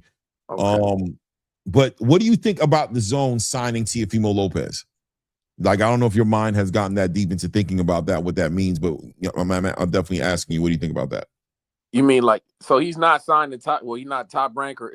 He's a DAZN fighter, like exclusive to DAZN type shit. Yeah. I mean, I think it's a good move. That's the first fighter, by the way, in the history of DAZN. They've never signed a fighter before. I mean, I kind of like it. I ain't gonna. I mean, I like it. To me, it guarantees you visibility. Hell, if you sign to the network, you're not signed to the promoter. I'm signed to the network. It's a little bit different. It's like Ariel. It's like some Ariel Hawani types. Like he always say, the promoter doesn't pay me. The network pays me. Who puts on the show? That's a little bit different for Tio. I think that's great for Tio. I think that's great for any fighter if you get my grit, right? Yeah. Like, that's great for any fighter, right? Why would I? That's an extra hand in the pot. So my thing is, if the DAZN is jumping into promoting fights, brother, if they into signing fighters, don't you think there's a little bit of conflict of interest there? I mean, not really, because I don't know Tio to be signed with Top Rank. If he not signing nobody, it's like, what you mean? No. Let me put some perspective. What I'm trying to say here, right? Let me see if I could paint this picture, right? If I'm gonna talk some street shit right quick with you, right? Talk to me. If I'm the plug, and let's say I'm controlling a certain area, right? And I'm moving around a certain way, right? I got my price point, you know what I'm saying? I got this relationship with all my guys. We got a good thing, you know what I'm saying? I'm making money, they making money, but we got an understanding. If I find out my plug is in communication with any of my guys, bro, I'm gonna be in my feelings. You know what I'm saying? No, I get what you're saying. It makes sense, but like I'm gonna be like, no, hold up. What you mean you talking? What do you mean you worked out something with X? Well, how'd that happen? Nah, man, I'm just working on something directly with him. You know what I'm saying? Because I know you ain't mad at I'm coming up, right? And it's like to a certain degree, you could be like, I'm not mad that you coming up, but I don't want this spreading. I don't want this to become a thing. You feel what I'm saying? With my biggest flagship fighters, I don't want David Benavidez to be, when it's time for him to renew a contract, that he's coming at me talking about, yeah, but the DAZN offered me this. Can you fuck? Of course I can. They my book. How am I? Of course. But I feel like it's no different than being with the ring. Like, in my opinion, it's like I don't mind the corner boy. You feel me? Meeting the distributor. But I get what you're saying, because Top Rank playing middleman. I get what you're saying. Yeah, man. I mean, that's different, man. When you bring up the ring ain't the plug. The ring is the ring. The ring ain't the DAZN. Is literally, I got a contract with the DAZN. You know what I'm saying? With the net, no, I get with the distributor. The net, they literally the distributor. They distribute. Yeah, bro. You literally passing off my price to them. They could literally, you know what I'm trying to say? Like, you literally giving them my number. Hey, like, but the work stepped on anyway. So it's like, but me, for my plug, he good. He happy because he want to control. He want more control over what's going on because he trying to expand his situation, because Zuffa's on the other side, on the West Coast, growing. They're doing their thing and they put it on. So the DAZN is looking at it like, yo, man, you promoters are kind of in the way right now because the conversation is a lot bigger than y'all. This is big dog conversation right now, and the DAZN is trying to be a formidable opponent to Zuffa. The DAZN went and got the TNT deal, right? Because Zuffa went and got the Paramount deal, right? Yeah. That's their response. I like it though. I like it. I think it's a good. As a fan, but do you think eyebrows might have went up in the air That's the problem. I can't worry about the middleman. The middleman gonna get cut. The middleman gonna get cut out the deal anyway. Like I say, good dope gonna sell itself, Claymore. So it's man. Hey, yo, Trees, you cut though, bro. I ain't gonna lie, bro. He's like, hey, bro. Hey, bro, the eggs are gonna get cracked. The omelet's gotta be made. What do you want me to say? That's you know what I mean? We gotta feed everybody. Everybody gotta feed the streets, man. And it's like I like it because to me it's solidifying big fights. It's solidifying good fights. I'm with I think that's what the zone is. But I mean, right now it's just something that happened. We don't need to go right. Like right now, it's just Teo.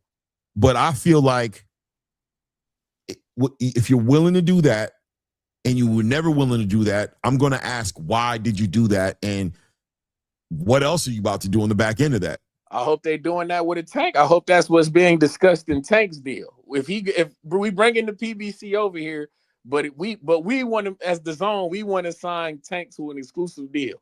I feel like they did the same thing low key with Anthony Joshua back in the day, with Devin Haney back in the day. The zone didn't do that. The zone didn't do that. They didn't make he was an exclusive fighter to the zone? No, but through Matchroom. Not directly. This is a different conversation. I'm telling you, bro, this is different. I don't mind it. And if I'm a fighter, I really don't mind. I'm guaranteed. If you're a fighter, you're excited. Yeah. If you're a fighter, you're looking at your promoter like you're looking at that contract, that expiration date, and you're going, man, we got about 3 fights left. We got about 2 years, whatever it is, however that contract is set up, you're looking at that end date. And you're, like I said, I think if Oscar De La Hoya hears Vergil Ortiz be like, yeah, my contract's about up, man. Yeah, man, the zone is offering me. Can you count? It sounds like the zone is offering you. What the hell are you talking about? Then that means Oscar got to go to YouTube. that's what it means. I think we're looking at capitalism. We're looking at Walmart business tactics. You know what I'm saying? Like Walmart coming to the town, all the small stores get shut down, right? Because who's going to go to a small store and pay that price when I go to Walmart and get everything I need? I get food. Mom and pop shops clear out. The mom and all the promotional companies, are the match rooms, are the top ranks, are the PBC, are these mom and pop shops in comparison to where boxing is going into, where only the big dogs can survive. Right? I kind of see it already because even with you know what I mean? The big platforms can survive. I kind of see it already because I don't know if you peep, like with Salida Promotions, they got that Win Records. They on the winrecords.com, you feel me, website. They kind of clearing out. PBC came over, Salida then got dropped. Matchroom I don't know if they necessarily got dropped, but it seems that way. Like Salida Promotions, I ain't seen too much work on the zone. Even with the Clarissa card. You're doing clapback Thursdays for Zuffa. You need to be doing clapback Thursdays for the zone, bro. Like, I'm just gonna be real with you, bro, because while you over there focusing your energy over there, you sleeping with the enemy. Because you scared about Zuffa coming to get your fighters. You need to be looking at the zone. Because they look like they outside, baby. It look like they smiling in y'all faces. You know what I'm saying? It look like they signing y'all over there, but they really looking at the big fighters like, Xander, bro, that's what's up. You know what I mean? You doing all right with Top Rank, but Bob old and, you can get you together. You know what I mean? Like, you did what you did. You know what I mean? Bop. And Eddie Hearn already talking about selling Matchroom. To who? We used to think it'd have been Turkey. You've heard the conversation like 2 years ago about he wouldn't mind selling Matchroom because he has so many other things going on. Yeah. Right? Because Matchroom, he literally has the dart thing and all those different things. Listen, man, it is with it. Hey, Bandalorian, shout out to the Bandalorian, man. What's good with you, family?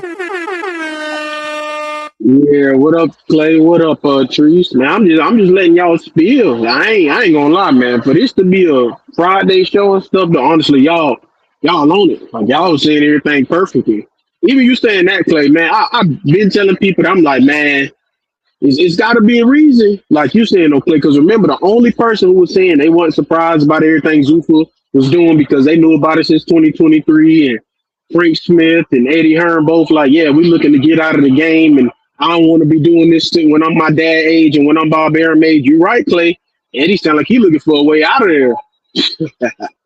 Listen, Eddie might literally jump into bed with the zone. He might be like, he might go up. Like, listen, he might get a position with DAZN and just merge his whole entire roster in as DAZN fighters and be the guy shopping to, I'm just saying that I would say Oscar De La Hoya, Al Heyman,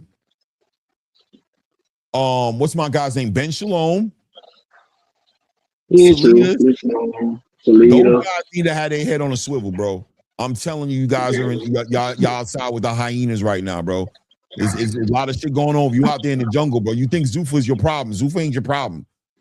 Zuffa could be a little bit of a problem, but DAZN looks like they're the ones who real close to you, who touching. They over there touching your girl, bro. They in your crib. You popping up, coming home from work, and you have this dude is in your crib. How he get in here? Nah, he said he was waiting on you, so I made him a sandwich. You know what I'm saying? This dude in my crib eating a sandwich? What the fuck? I think everything really, really like is it's the gotta wait to be seen thing, because I mean, I always say, obviously, when people put stuff out live, shout out to my dog Matt with Burnt Boxing and stuff. You put stuff out live and stuff and all that, where you say like you told all that, nobody will worry. And Matt, of course, is my dog. Like, he's real reliable and stuff with this. So the T.O. situation is real interesting, because I've seen a lot of people, they was real shocked with the takeover, the TKE and then the OVR, the promotions. And T.O. always said he wanted to start his own promotional company anyway. But what made that real interesting is because even like, how you said with the DAZN and then no promoter and the personal promoter for T.O. So allegedly the number T.O. got is 20 million from DAZN, quote unquote. But you see, I'm with you though, Clay. Man, he got people be forgetting this man has a menace of a manager in Keith Connolly. Right. Now my thing is though, what I'm saying, so thing is, T.O., of course, like he himself said it already, I'm not with Chop Ray no more. We see it now with the takeover promotion and all that. Essentially, if T.O. is to beat Roller, he could be looking at a deal with TGB, essentially. That's the whole point of them even making this fight for him. Right. So I think it is pretty interesting on how you say, because that's nothing I hadn't thought about. What if DAZN just say the hell with the promoters, like Tree talking about the middleman? I did not think of that. What if they cut the middleman out and they just go to the source?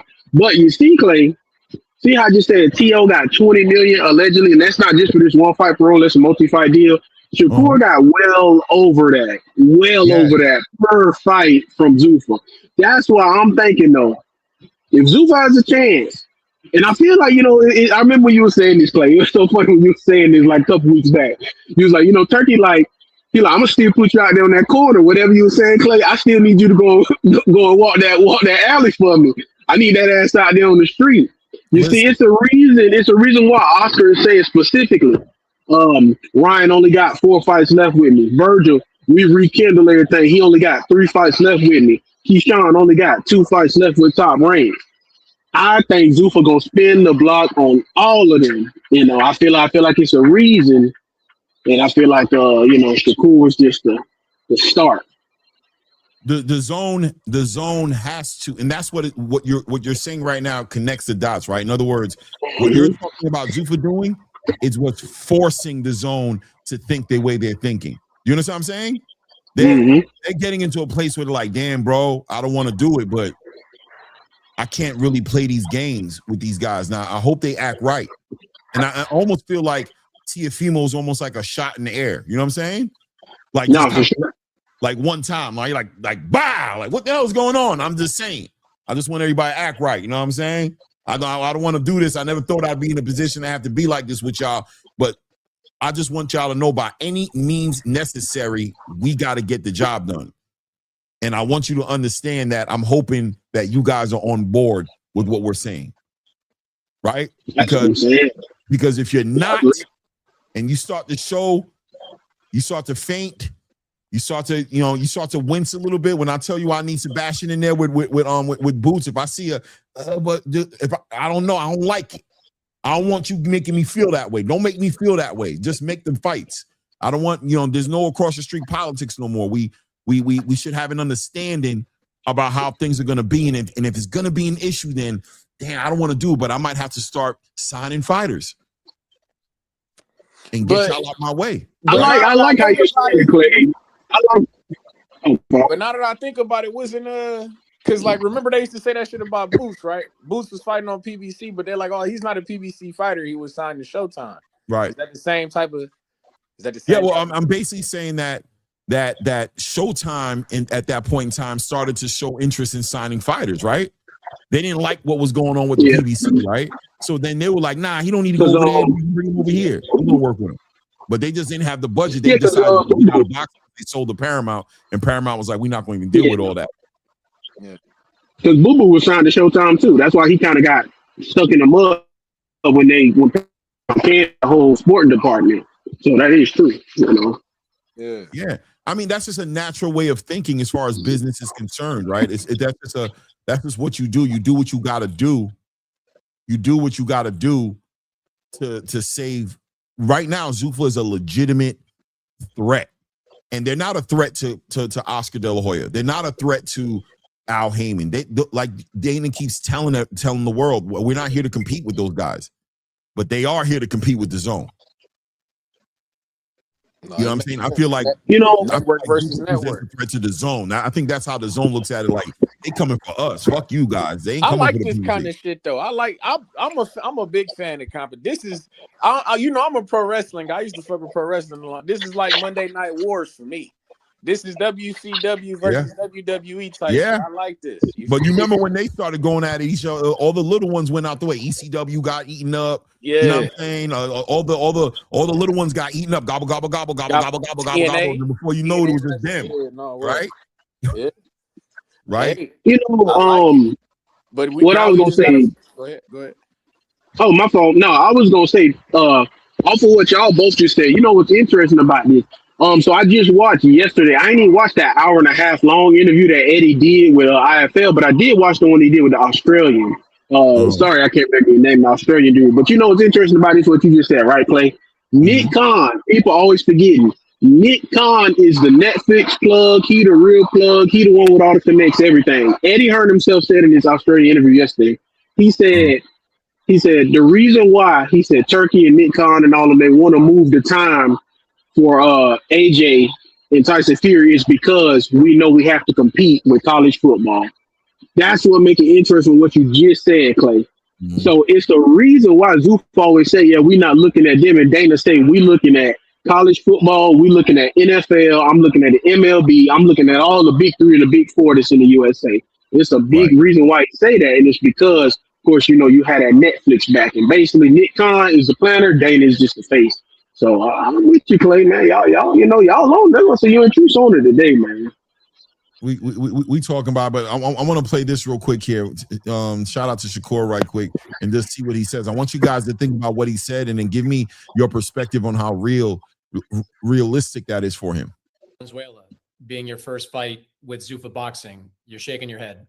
Nah, I won't be fighting Rayo. Like, with all due respect to Rayo, I don't take none away from him. He did great with his fight with De Los Santos, but that's not an interesting fight for me. Like, I done seen Rayo get out there in front of Gary Antoine Russell, and I saw Antoine Russell beat him up.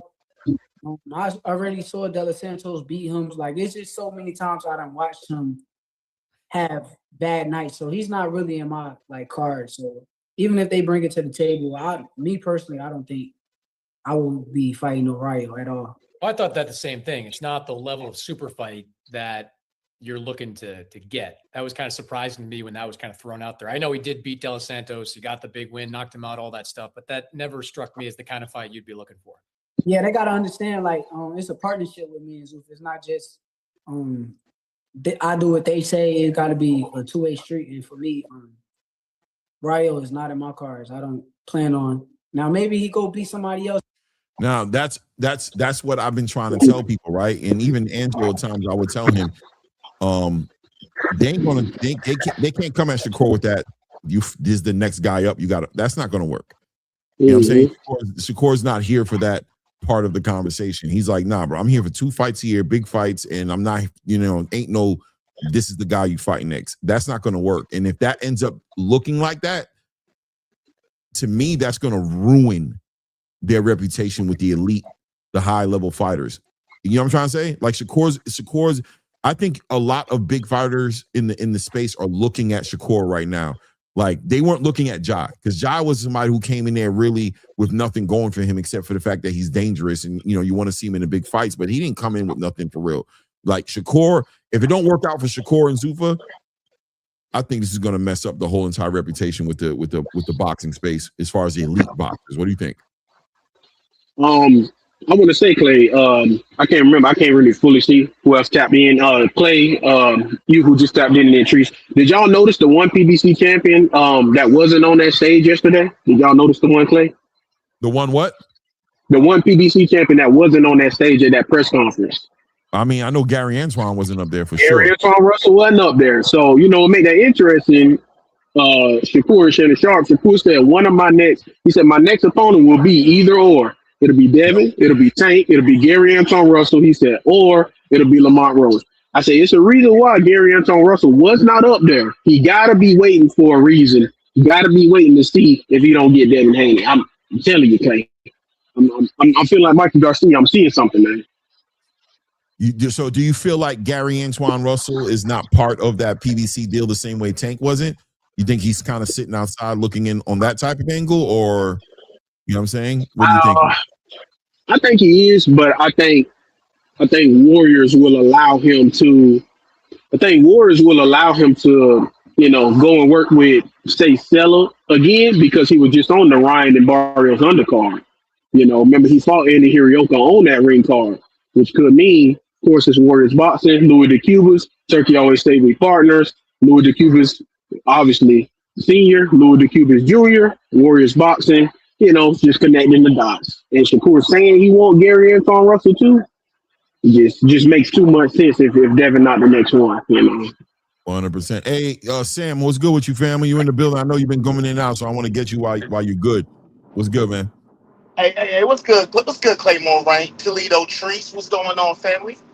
What's good? The Bandalorian up here, too. The Bandalorian. The Bandalorian. Oh, what's happening? Yeah, I'm just feeling the conversation, man. It's just making me think something is brewing.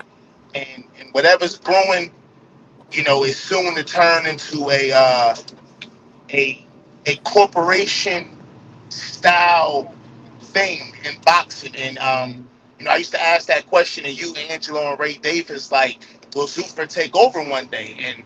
And what I'm seeing now is that this thing is brewing to the point of, if you sign Shakur Stevenson, who's a guy who doesn't sell like a Tank Davis does, but his name moves and makes waves. And listen to what you guys were saying, comparing it, hustling. It's like DAZN and Zuffa are doing something that we've never seen before in the sport of boxing. I mean, Clay, you've been saying make the fights for the past month, man, like month and a half, and it's like, if the fights are being made, people are going to watch it. People are going to see it. I mean, people are going to pay that money. And I mean, I don't know if this is a writing on the wall. If I'm reading the tea leaves and I'm seeing, this thing is going to end up making a lot of promoters, look stupid at the end of the day. I've never been a big Oscar fan as far as a promoter goes, but now I'm seeing it. These guys are going to have to shake and shake fast. They have to put their fighters on the line. The O's must go. Like, that's the sacrifice. This is like, this is almost like, Pharaoh coming and asking for the firstborns, right? You know what I'm saying? Like Pharaoh is the zone, right? And they're coming at all the promoters, knocking on their doors like, yo, we need your firstborns. You know what I'm saying? What do you mean? Hey, listen, man, we got shit happening right now, and we trying to please the gods. You heard? We need an offering. Yeah, we need an offering. Yeah. But that's my yeah, I know. You be all right though. You got other ones, man. You figure it out, bro. But that dude gotta come outside. All right. So yeah, we'll be by in the morning to come pick him up. And I hope we don't gotta get crazy over this. You know what I mean? So y'all have that last dinner together. Don't make it crazy. In the morning, we'll see you. Peace. You know what I'm saying? Facts. I got guys at my job who watch the Albert Bell and Abdullah Mason fight, and these are 40, 50-year-old, 60-year-old men who got to watch it because it was on TNT. And they're casual boxing fans. And I'm at work talking to them about Albert Bell and Abdullah Mason. These are guys that are 9-to-5 guys. And because TNT had that event on their platform, these are everyday Joes that got to see it and was like, wow, now we know who Albert Bell is. Now we know who Abdullah Mason is. Now we know who who the undercard fighters were, the Mason brothers. This is something I see that's, eventually is going to get to the point where, you turn on the TV and you can see a pay-per-view fight, a Jaya Bataya, a Shakur Stevenson, et cetera name, So this is amazing for boxing. I believe it. Yeah, 100%. By the way, shout out to everybody in the building, man. Hit the like button if you haven't done it. Do that right quick. Hit that like button, man. I mean, obviously, if you haven't subscribed to the channel, do that as well. But definitely hit the like button, man. There's more people in the building that there is likes. We need to get that. Let's balance that out, man. Yeah, it's gonna be interesting. I wanna finish playing this part right here because Shakur does get to who he wants to fight. And get a bigger win or something to where like his name get bigger and more interesting. But as of right now, nah, I'm not thinking about right now. When you say it's a partnership, does that make it different than the other deals you've cut in the past? Yeah, kind of do, because I feel like now I'm at a point where my career is not just ran by somebody else. It's gonna be me with input, and I'm able to say and do things. I done put in a lot of work for this moment right here. So that's what. Yeah, for sure. I mean that. Yep. Just you're keeping your status as a champion. Does that mean at all? Like, are you at all interested in going for undisputed at some point in a particular weight class? Or I just want to be clear. You heard him say it, right? He ain't giving up no belt. Now, if the WBO wants to take that belt up off him, that's a different conversation. But Shakur ain't giving up no belt, bro, which means he still plans on competing at 140. Him just talking about fighting Gary Antoine wants to let you know. And that's once again, trying to speak to the space. I remember yesterday, shout out to Ness in the Boxing Voice, everybody was just trying to like squeeze Shakur into a box. Like, well, what's he going to do? He's going to have to fight 135 or 147. Zuffa don't do 140. And it's like, he's not on the same program as these other dudes. He's not I don't want to call these other guys peons, but just to try to say like he said, I worked hard. I'm not, that game's not being played with me. Nobody's telling me you're going to find somebody for me to fight in the weight division I want to fight at. I just want the record to reflect that he's not giving up a belt, but he want Devin Haney to give up a belt. All right, say less, but my fault. That's neither here nor there. Let's continue. That was horrible. That was horrible. Let's continue. Damn, man. That was horrible, bro. What are you talking about?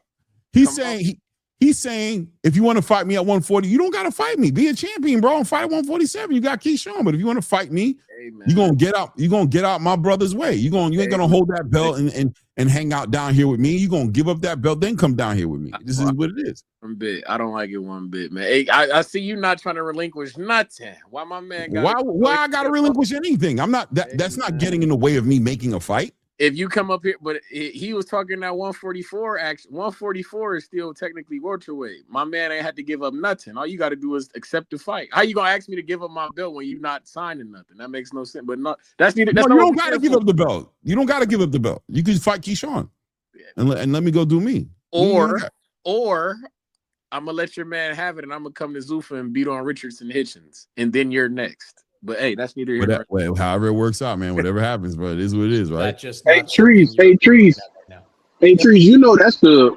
real reason though why. Too, I forgot y'all said that Hitchens fight a 12-rounder. You know that's the eliminator, right? Oh, really? I was wondering if that's what it was, but what kind of eliminator is it for? Because I know Salas was in position. He's ranked high in one of these sanctioning bodies, right? Think he 9 in the WBO, and he want to say 7th or something in the IBF or something. But I remember when they made that fight on Twitter, I remember he said, Richardson Hitchens, he said, I want to know specifically what's his ranking in both of them. And that's when they decided to make his fight a 12-round fight. So that's why. That's why it's okay. That makes sense. If it's an eliminator, okay. I see the vision. Okay. I just didn't know how Zuffa was rocking. They tell me that I thought they wasn't playing in the same sandbox with these guys. But when Trees, right? Trees, I want you to be the first. I want you to be the first guy, right? To get this and spread the news throughout the places you go, right? These fighters like Shakur Stevenson do not operate underneath no Zuffa League rules, bro. They don't. Okay? They don't operate under none of those rules, bro. They do what they want to do. Whatever they want to do, Dana is going to facilitate that. And these agreements are being made. Shut your ass up, GG Tam. What the hell are you talking about? Dumbass GG Tam talking some dumb shit right now. Okay, watch. It's gonna get bad for him in a second. It's gonna go dark. Keep playing. Keep on playing. You don't worry about it, bro. I'm on you, bro. I'm watching you. It'll happen fast too. I won't even say nothing next time. Nice. But that being said, they don't operate under those rules, bro. Dana is going to facilitate these opportunities for these fighters are there for the big fights. So whether it's a catchweight fight, whether it's a 140-pound fight, whether it's a 168-pound fight, whether it's 100 and you know what I'm saying, whether it's a whatever, you know what I mean, whatever it is that you don't think they will do with the right fighters. Period. You know what I'm saying? That's how that works. That's how it works, bro. I hope so, man. I hope so. I because I'm not one who cares much about I don't really care about the weight class. That's just fodder for us. You feel me? I mean, I care about weight classes for a reason. But I'm talking about when Zuffa was talking, we're only doing traditional weight classes. We're doing the traditional 7. You feel me? I'm like, oh shit, I didn't like the sound of that because 154 is one of the hotter divisions in boxing. How y'all not gonna have no 154 scraps? Mm-hmm. So hey, it is what it is. If we can get it, that's like 140. 140 is a hot division. How do you mean you're not gonna have some 140 scraps? So we gonna see, man. I just the big fights will be there, the big ones. But I mean, yeah, like Julian Rodriguez ain't gonna get a 140 fight. You know what I'm saying? He got to fight 147. Jalil ain't gonna get a fight. I mean, Jalil's already been fighting catchweight fights, low key. Yeah, he fighting Devranchenko, ain't he, on that card, right? Yeah, that's gonna be his actual first 160-pound fight officially. Like he's been fighting like 150, 158, 50, yeah, something like that, like 154 and change, 156, like he's been fighting these numbers. You know what I'm saying? Catchweight fights. So man, that's what Dana said is what Dana said, and I think he's recognizing, like, as far as, like, I don't think there'll ever be a Zuffa title at 140 or a Zuffa title at 160. You know what I'm saying? Like, there won't be a Zuffa title there, but there'll be fights that'll be in those ranges. I bet you. I'm telling you. I get you, Coach Hackett. Wherever you at, gang, we need you. We need. Yeah. You know what I'm saying? I know you're in the shadows somewhere. No doubt. Fight Sports. What's good, man? Doing good, brother.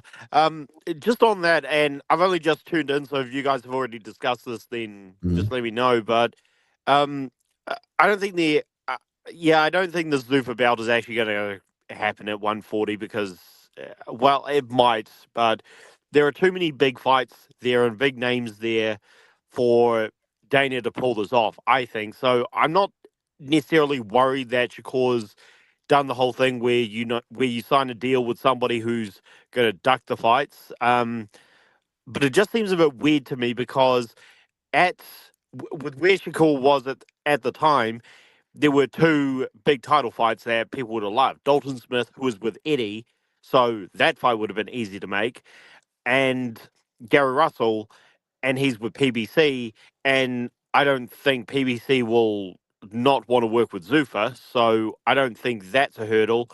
But the same thing is with Eddie. I mean, as much as Eddie and Leonard Allaby hate each other, they've made good fights in the past. So I don't know. It's just kind of odd. Like, why would Shakur do this when he had big fights with Eddie, and also he just did a fight that did involve the PBC with Teo? So yeah, I don't know. People are saying top rank. Right. Okay, my bad there. So yeah, like I've seen a lot of people what are you confused on a little bit? Just kind of, you're talking about you're not sure why Shakur would have done the Zuffa deal. Well, what's the point of it?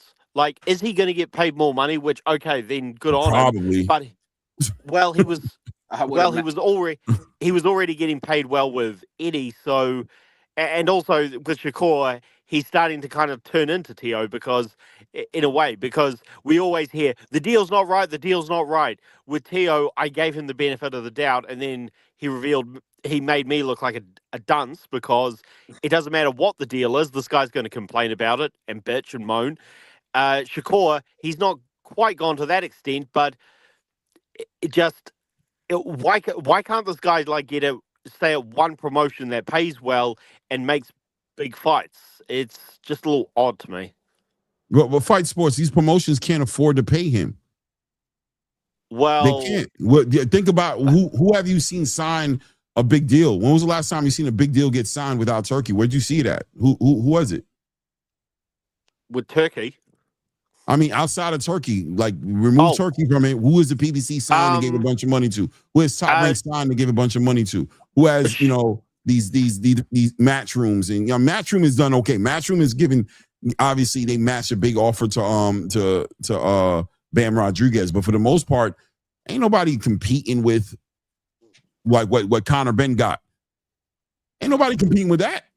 Well, okay, then I do have a problem with it because one, Shakur doesn't demand that kind of purse. Now, I'm happy for him to get paid well, but he was getting paid well with Eddie. And I mean, Dana White with Conor Ben, that was such a. I mean, Conor Ben's just a waste of space anyway. But Dana White paying him that.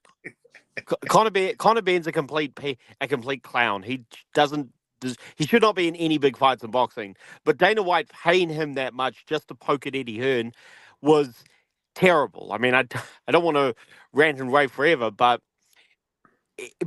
if that's why he's doing it, Clay, because you're saying, well, who's getting paid like Conor Ben got paid with Eddie Hearn? That's a huge problem because it means he's going to get paid big money for bullshit fights.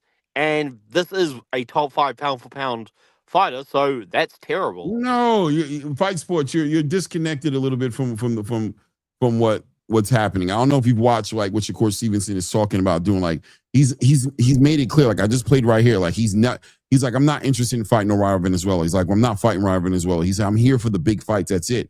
I'm here for Tank. I'm here for Devin. I'm here for Gary Antoine Russell. He said it. I'm here for the biggest fights. I'm not here.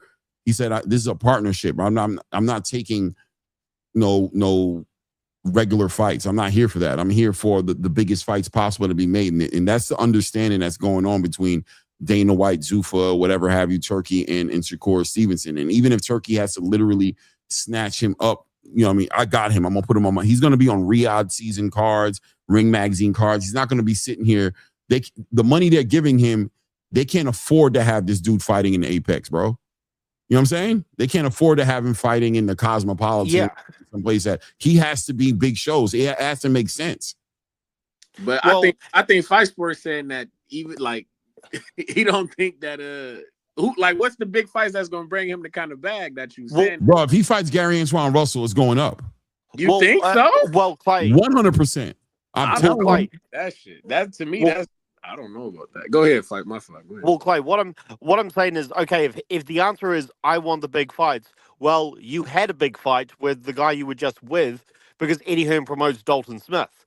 So that's not really valid. No fight with Dalton Smith. What are you talking about? Dalton had to fight Alberto Puello. No, he's saying that he could have had the fight with. Yeah, I'm saying that they were both with the same promotion. But that doesn't mean that Eddie Hearn wants to sacrifice his fighter. Eddie Hearn doesn't think Dalton Smith can beat Shakur.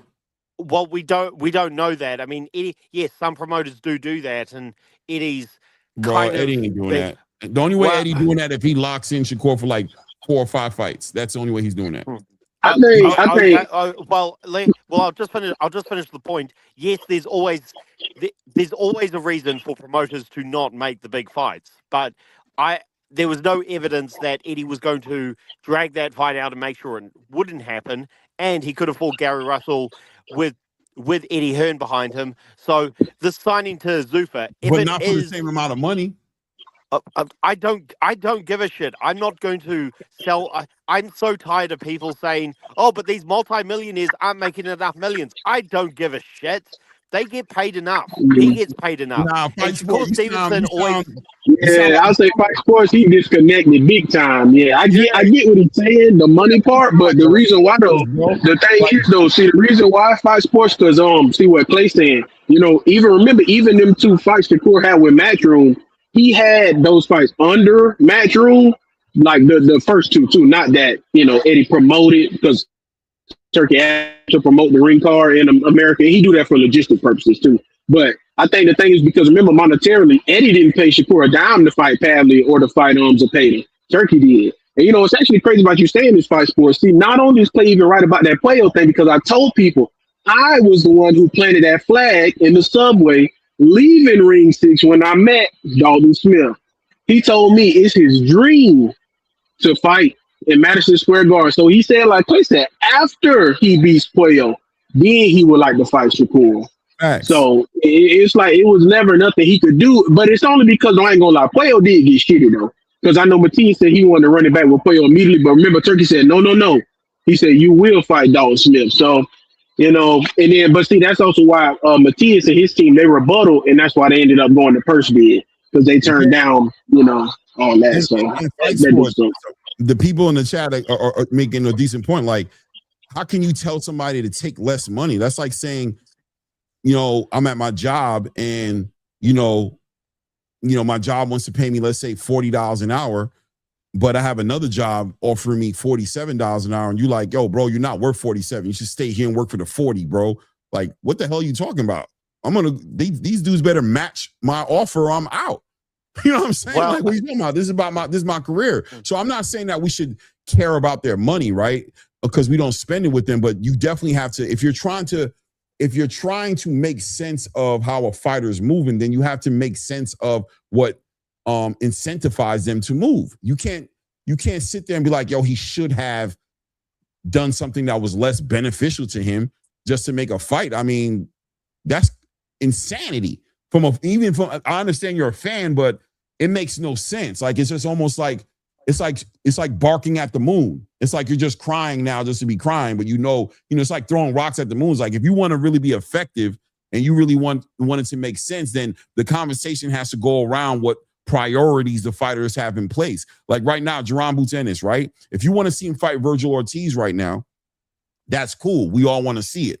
But you got to ask yourself, is somebody who's asking to be undisputed how's he going to weigh it out if it comes down to him fighting Josh Kelly versus Vergil, or him fighting Sebastian Fundora versus Vergil? And if he fights any of those guys rather than fight Vergil, you're going to look crazy sitting out here trying to sell to us that he's ducking Vergil. He shouldn't go out and go get those titles. Fight Vergil. What are you talking about? Vergil doesn't bring nothing to the table for him. Vergil, you need to go at Vergil and be like, Vergil, you need to get in the way. You need to go fight Fundora. You need to go take a title and make something that makes sense in order so I can see the fight I want to see, which is Boots against you. But clearly you need to bring something to the table. Boots shouldn't just not build legacy, not chase his dreams of becoming undisputed to give Fight Sports Talk a fight with Vergil, who brings nothing to the table. They don't like to hear that though, Clay. I was going through this shit all night last night. They don't like to hear that shit. When you tell Vergil that, he's the WBC interim, why aren't you fighting Fundora? They think that shit is illogical around here, Clay. You can't say like that. Like, bro, go get a title, bro. The man just became unified.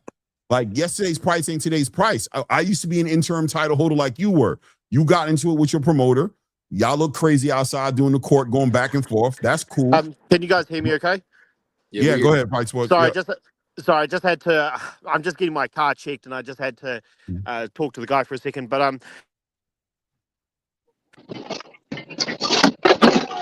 all right, I mean, if you're doing that, let's go ahead and do this real quick for you. Hook you up, put you on the mute. Drop the link. Stock Chasers. You say you want. Yeah, I did. I just did already. I just dropped the link right there for him. You know what I mean? Yeah, I mean, it is what it is when it comes to these conversations. We have to play chess, not checkers. We have to understand the pieces that are on the board so we can make sense of it. Don't just cry just to cry. Don't just complain just to complain. Make sense of it. Put it together and make it make sense so that it can come full circle for you. Otherwise, you're just barking at the moon. Like I said, you just look crazy. You ever see a dog just barking at the moon? It's like, what does he think is happening right now? What is he doing right now? He's making a bunch of noise, keeping everybody up in the crib. You know what I'm saying? You know, it's funny too, Clay. I just thought of it too. Myself. Okay, sorry. You go ahead, bro. Okay. This is what allowed McGregor to again ruin MMA by just sitting out and saying, well, I'm not going to come back unless you pay me I think he was asking for 60% of whatever. It was a stupid amount of millions that I don't care if he deserves it or not. If guys will not fight unless you pay them the exact amount of millions they want and they will not compromise, say goodbye to the sport. This is what allowed John Jones to duck Tom Aspinall like the plague and ruin MMA. And I argued with people who have taken the UFC to court over this, said, congratulations, you guys are trying to kill the sport of MMA. this is what allowed Floyd Mayweather to duck so many big fights because they wouldn't pay the same. Yeah. But fight sport. I don't want to cut you off. I swear to God, I don't. Right, but I just want to tell you. I just want to be honest. Right, you're mad at the wrong people. You can't be mad at the fighters, bro. You got to be mad at the people who set the stage. You can't have me come into the room and tell me not to pick up money that I can get. You know, the people who fed me that way, that's who you can be mad. It's kind of like Alexander Usyk with that WBC situation. People were mad at him like, oh, bro, you're fighting Rico Verhoeven for WBC. That's messed up. No, that's Mauricio Suleiman who deserves that blame, not him. You feel me? The guy who controls the WBC belt, who can strip him of that belt and make it not part of the circus, is the guy you need to holler at, not Usyk. Usyk's going to go into that fight with Rico Verhoeven because the money is there. You feel me? He gonna go pick up that bread. He just dipped off. I don't know. I guess he's coming back. You can't get mad at Usyk. You got to get mad at Mauricio. You can't get mad at, you know what I mean, at Shakur for getting money. I mean, be mad at Zuffa, I guess. You know what I mean? But you can't be mad at Shakur and tell him he should have hung back and made less money to fight more dangerous fight. Like, what are we talking about, bro? Hey, Clay, hey, you know what's funny, Clay? I was going to say, Dalton Smith, like, I get what Fight Sports was saying just in general, but, you know, I forgot, you know, Dalton Smith, he wasn't a good example anyway, because remember when Teo fought Shakur, the WBC, they gave him the finger and took his belt, and Shakur still said to this day, he said they still ain't on good terms. So, I don't think we getting that fight no time soon anyway, unless they say something to him, because Bud said he done seen Mauricio in person and stuff. He said Mauricio apologized to him and everything, so. Oh yeah. And at the end of the day, you're right, bro. I promise you, Shakur ain't giving not another dollar to Mauricio Suleiman. That ain't happening. I don't see it either. Yeah, I don't. He's not doing it. He's saying, I don't need your WBC belt, bro. I will fight. We do a catch weight.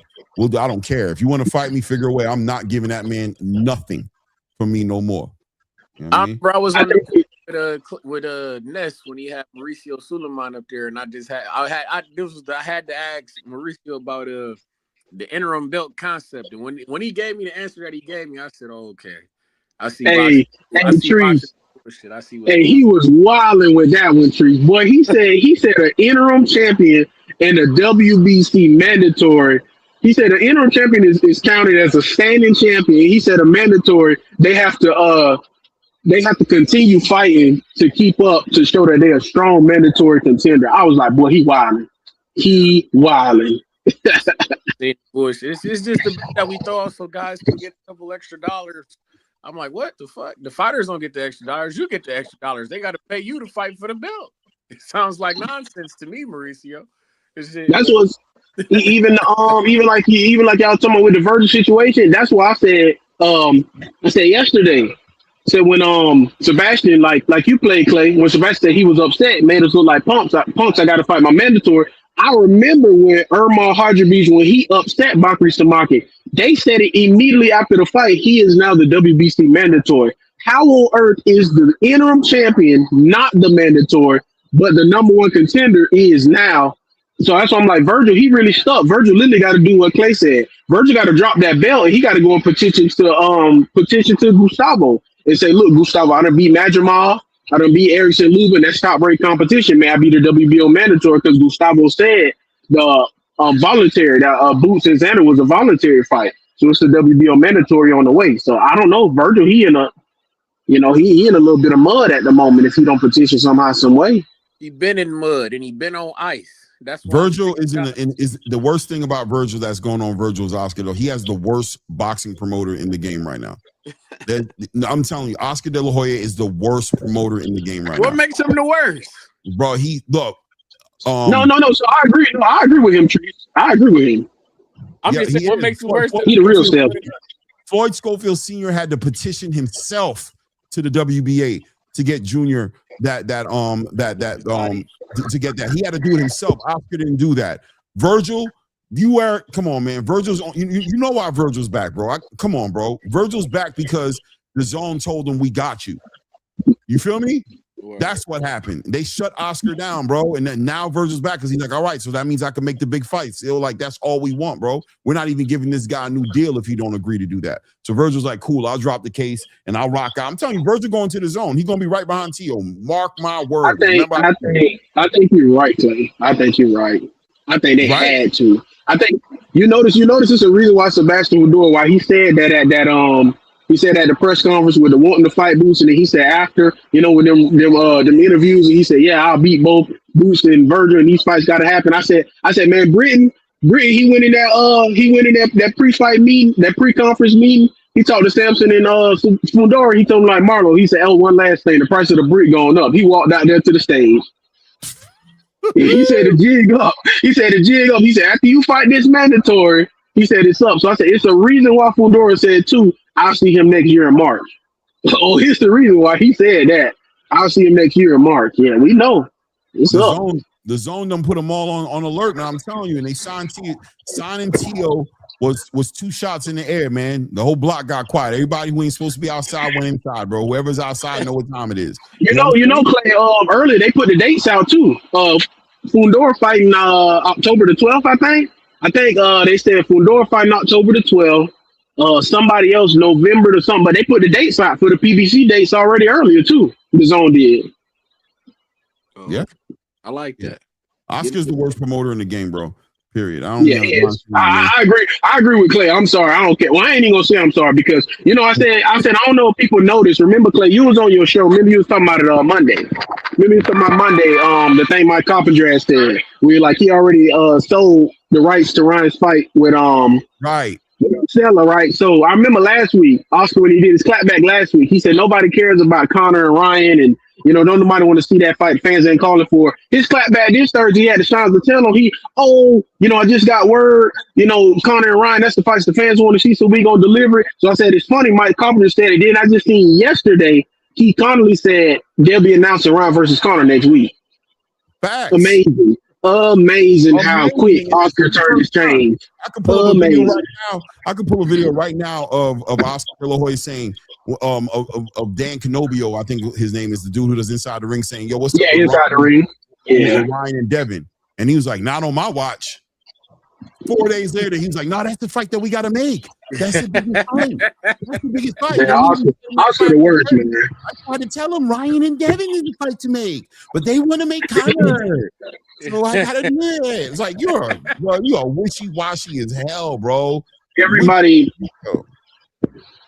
say Clay. They say the best fighters, they say they not the best to manage. They say Floyd and Oscar does not want none of their fighters to surpass them. What Vergil, he was a WBO mandatory at 140. Like you said, that never got called. He turned down 2. People forget. 2, Oscar said twice to Bud in the WBO at 147. Right. He was not ready. He didn't want Ryan to fight. He didn't want Ryan to fight Tank. Didn't want Schofield to fight Shakur. Didn't want Zepeda to fight Shakur. Turned Shakur down twice. Like Oscar is known for pulling his fighters away from these fights. Didn't want Vergil to fight Booth. Wanted Vergil to fight Errol Spence. Like this is. I tell people this. Oscar got a track record. Schofield and Shakur. Yep. Exactly. He said what Schofield seen. So he said Oscar told her straight up, I think you're gonna lose. Facts. He's a horrible promoter, bro. And Schofield Sr. had to petition himself, bro. I could pull it up, man. I don't want to do it to Oscar like that. I don't want to just continue. I could pull it up. Listen, man.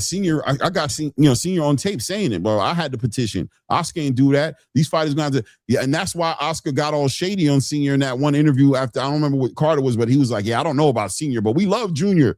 Yeah, you don't, because these dudes is pressing for their kids to get the best opportunities, and you just out here clap back Thursday making Dana White your nemesis. Like, stop paying attention to him and start taking care of the fighters you got here at the stable. And your willingness to put Vergil Ortiz on the shelf, diabolical, bro. I don't care what nobody says. That's crazy. So that's why I believe the zone is definitely hands-on with Golden Boy. I think, and I'm telling you, the zone's experience with Oscar De La Hoya and certain things over in the traditional space, that signing of Teofimo Lopez is a red flag, bro. These promoters better get their head on their swivel, bro. They not playing, bro. The zone is not taking no shorts. They signing fighters, bro. They signing fighters, man. I'm telling you. Is this and Vergil going? Claymore? Huh? You about to play this clip? What's this? Yeah. I want to play this clip right here. This is the Shannon Sharp and Shakur cooked Shannon, bro. But let's go. He really did. Shakur, I grew up in, but you can't say just because I don't like your style that I don't know boxing. Don't. I grew up in an era where Sugar Ray Leonard was knocking people out. You just told me that I don't put myself in harm's way by getting in the ring. That's what you told me. That let me know that you don't do your homework. But you talk about one fight. You talk about Teofimo. Any fight. What about all the other fights? I'm not. Any fight. Am I the only one said that about you? Right. I was wondering one thing. Am I the only one that's ever said that about your fighting style? Yes or no? A lot of people that don't know boxing say that. No. Am I the only one? Use a public opinion for casuals. No. Are you the only casual that said this? No, you are not. Are you the only casual that said this? No, you are not. Let me ask you a question. So no other fighter has said that about your fighting style, that they're not happy with your fighting style. Fighters praise my fighting style. You know what I mean? Fighters wish they could fight like me. I know they praise. Can I talk fighters? Yo, just so I know you guys watch this. And I'm not even mad at Shannon Sharpe for having an opinion. But what in the hell did he think was going to happen by trying to tell this man to his face that he ain't like that? Am I crazy? Hey, Clay, you know what's crazy about this, right? So I told Ness this early on the Boxing West, right? I said, I remember beforehand and I remember afterhand. I remember beforehand, I remember when they was interviewing Boots and they was talking to Boots before the Xander fight. They was talking to him about his defense. He said the same thing Shakur said. Well, I don't know boxing because everybody get hit. He said, I don't know where y'all come up with this narrative. And he was like, that's why I don't care what y'all say. Ain't nobody had nothing to say. Everybody was quiet then. So that's why I was like, hey, Clay, I told this, I said they all do it and it just comes with the game. But you know what's crazy though, Clay? This is what I said, or then I'll let you and Trees go, right? I said, if I was Shakur, I love Unc to death, but when he messed up at High Shakur, I said he is super casual on kids. When he told me, he said, I like that Sugar Ray Leonard style. You know what I would have said if I was Shakur? I'd have said, well, did you like Sugar Ray Leonard style when he beat Marvin Hagler? Because everybody hated how he fought him. All he did, like Jim Levy said, he got in and he got out. He got in, circled the ring. Got in, got back out. Threw 3 punches, circled the ring. That was what he did the entire fight. I'd have put that nail in the coffin, man. Listen, Trees, I think Trees pretty much, but what are you expecting?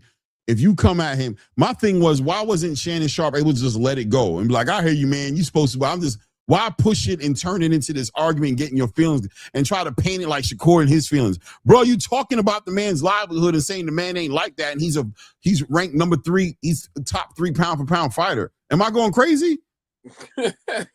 No, hey, to me, 2 things can be true. That's how I view it. It's like, I get it, man. You what they say, you swimming and not getting wet. But sometimes people don't want to see that shit. But it's all good. You can have your opinion, but you over here trying to, what is he doing right here? What is Shannon? I'm just trying to understand what Shannon's trying to get. Like, I don't understand. He's being old. You know how old motherfuckers are. They refuse to be wrong. He's being old. That's what he wants Shakur to just accept this. Like, he just wants Shakur to accept this, right? Like, you know how many people go home Wait. Gotta go to the doctor. Gotta go get their brain checked out. Gotta go. They wish they could do what I do. They pray like, I wish I had them skills. If I had them skills, they will go home to their family safely. You know, people don't go to their family safely, huh? So no boxer, no guy that's ever fought. He's not getting it.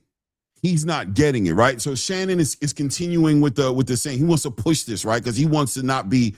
He wants to be a boxing aficionado, right? And what Shakur's saying is, your favorite fighter ain't doing what I'm doing because they can't do what I do. They can't. If they could, they would. They would not just get punched on. That's not, we all grew up knowing that the basic was hit, don't get hit. But not every fighter can do it. Somebody help me here. Am I crazy? No, it makes sense to me, man. You know, I'm sure Tony is somewhere. I wish I hadn't engaged a little bit less. James Toney, my guy, though. I love James Toney. James Toney, oh my God, for this guy to sit there and talk, this guy is the poster boy of, I don't want to do what he did. Right? Like, let's just be honest. Like, salute to James Toney. I love watching him box, but seeing him in real time, why in the world would I ever want anything in my career to go like his career? No, really though. No, it all he's definitely suffering from it. You know, he's definitely paying for it now, for sure. Right? James Toney comes at you like, I don't even start doing it because I was gonna make fun. I don't want to do it. Don't do right? it. That's a legend. I'm not Don't gonna do it. But I'm just gonna say, if he comes I at get you, what he's saying, though. if James Toney comes at you with the way he speaks, I'm not gonna make fun of it. With the way he speaks and says, "Man, you can't be scared to get hit." You're gonna look at him like, I'm petrified of getting hit, bro. It end I'm up like petrified, bro. Right? Hey, Clay. Bro. Hey, Clay. Got to give a shout out to our good Philly brothers. Got to give a shout out to Greg Hackett and to Jamil Parker, who runs License. You know what's interesting about what Shakur just said, right? Literally 2 days ago, I saw the interview when they was going over the backlash Boots got when he was getting caught in the Xander fight, right? And they was talking about the public perception of it. It's amazing how Shakur just said that because Greg said in that interview. That's why I said shout out to Greg, man. He said, you know, you be having your lady and stuff at your fight and all that. He was like, man, what your lady want to do when she go home? She might want to lay up. She might want to get drunk, go hang out and all that. She don't want to be laid up in no damn hospital. So you're like, let your man go in there and do what he gonna do so y'all can go home and not go to no damn hospital. I said, I love that Shakur said this. I said, because Greg said, don't know woman. I said, damn, Greg ain't lying. He like, look at them. Women coming in with their dresses, their heels on, dolled up. He like, she want to drink, chill, all that. She don't want to go to no hospital. I said, see, I love that Shakur said. Right? You talking about Arabella, right? Yeah, and that stoppage. Yeah. I said, yeah, that's what I'm saying. I love it. It's like, it's crazy because it's like fighters getting put in harm's way. Fans liking it, but like Greg said, y'all ass ain't there in that damn hospital bed with them and stuff. They family got to go sit up there with them, and they girlfriend got to look at them sad with the swollen faces and all that. Get it, man. I've seen James Toney give those opinions on Shakur, and I ain't gonna lie. Every time I see him do it, I'm looking at the screen like, hey, I ain't gonna lie. That is crazy though, Clay, because I remember Shakur said that he was like, man, he was like, James Toney a legend, but he was like, he be hating on me. Like, hey, James Toney be tearing Shakur down, boy. That shit is crazy. James should be the number one advocate. Like, James Toney should be like, hey, man, let me tell you something, man. Hit, don't get hit, man. It's super important, man. Like, listen, if I could give you anything, I'm going to give you that. Stock Chasers, what's good with you, family? Stock in the building. Yo, what's good? Clay, what up? Chilling. I'm trying to get that basically. I'm trying to get that at the end of the day, man. So talk to me. Yo, listen, man. At the end of the day, man, I got a few questions for y'all real quick since I got y'all attention. I got a few minutes real quick. I'm in the middle of working, but all right, man. So real quick, cause you know I'm listening to the show, and listen, shout out to Shakur, bro. You feel me? Shout out to him getting his deal, whatever. Now, this is my question. Like, I just heard you guys mention Dalton Smith, Gary Antoine Russell. You know, these aren't the names that he said on his introductory interview, bro. He said Devin and Tank. Yeah. So no, but why were we saying Dalton Smith? Don't act like we just said that's the fight you want to see. We said I'm asking. I don't know what reason. I might have missed it. Fight Sports Talk was talking about why he didn't fight. We told him that fight didn't make no sense, that he was fighting Alberto Puello. That's not the fight. We know it's about Devin Haney. We know it's about Shakur. We know it's about Gervonta Tank Davis. Those are the fights, bro. Like, without a doubt. We're not saying, we're not on the Dalton Smith fight. I mean, I was saying possibly a Lomachenko, throw Lomachenko. Or Lomachenko, yeah, but nobody's over here trying to, we know what, and by the way, I was going to play it on there. He said it, like you said. He said Gervonta Tank Davis and Devin Haney, for sure. Yeah, no, because I guess he went on a little tour yesterday, and I watched the videos. And listen, man, every single video, and even in some, he didn't mention Tank. He specifically mentioned Devin about 5 times yesterday. Facts. So my question is, okay, so if with this new deal, are we gonna make it okay if it ain't Dev, if it ain't these big fights that we are asking for, and if we pop up with some Gary Antoine Russell or some other type of fight that nobody asked for, even let's say a shock fight, bro, whatever. I'm just saying hypotheticals. Like, are we gonna make that? Is that gonna be okay after he's going on these interviews and saying names? Like, I'm expecting a Devin fight or something big, bro, at this point. It depends. It depends. Because it takes two to make a thing go right, bro. So as long as I think he is pushing, Shakur to me gives me the vibe of somebody who tells Jay Prince, who's going to talk to Dana, and he's going to put him on a mission. And if they can't get the fight, then it's going to be the next best fight. You know what I'm saying? Like, we can't force nobody to fight, right? I'm sure that's got to be understood. If Shakur is passing up on a Devin fight or passing up on a Gervonta Tank Davis fight, for sure we got to hold him accountable, 100%. That's a fact. If he's sitting here like, nah, then there's a problem, 100%. Now, as far as Devin in that Keyshawn situation, I know you don't land on that in a positive way. You don't respect that Shakur is doing that and carrying it that way. But for me, it's beyond respect. It's more like it is what it is with that. Like he's already said his position on that. So Devin's either going to vacate that WBO title and fight the catch weight, or he's going to handle Keyshawn first, and then they'll get to their conversation later. That's what it seems like it's going to be to me. And obviously with Gervonta Tank Davis, we know there ain't no reason to even call that man out because A, he ain't going to do nothing until he's ready to do it. B, Al Heyman supposedly, Bill Haney spoke to him and said, we can't even talk about that dude until first quarter of 2027. So that's where we're at with that, right? Yeah, man. The tank fight, I think he off the table for everybody. I don't like if Tank fight if Tank if he does fight within the next 6 months, it won't be Shakur or Devin. That's what I'm betting on. Hey, Trees, now that I agree with. I ain't gonna lie. I say it's no way after almost 2 years. I said you don't come back, bro. What's that all about? Say that again. Tank calling out Bam Rodriguez. Did you see the Robert Garcia interview? That was gross. I think Tank going after everybody who picked Shakur to beat him. And that's the only person that I've heard who's okay with that. We don't like that. That's nonsensical. I don't like it.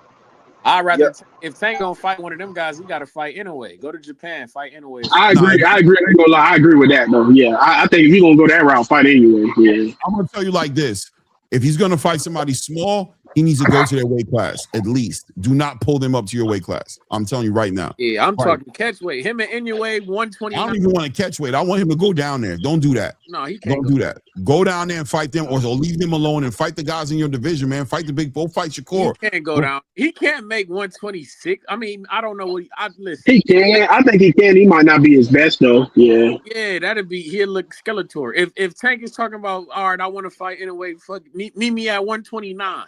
That's 7 I was going to say that, yeah, about 128 and a half, something like that. That's 7 pounds up for you, 7 pounds down for me. Yeah, let's do it that way. We can do that. But hold on a second. Stock cases, go ahead and respond. Was that good enough?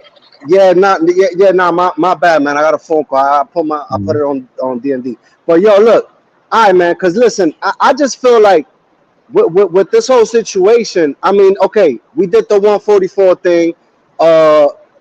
I mean, we got this 20-day waiting period. I don't know for what. If it is what it is with Keyshawn, whatever split purse bid gonna have to be, or whatever the case may be. But what I'm trying to say is, so right now, just because I'm just from Clay, because I need these answers. Are we saying that right now we're talking about a 20-day period expiring and basically Dev having to drop his belt and Shakur taking the fight? Is that your stance? Say it one more time. Is your stance that Devin needs to drop his WBO belt after this 20-day period or whatever? My question to you is right now, because I feel like if it was the Dev fight, why wouldn't they have already been announced?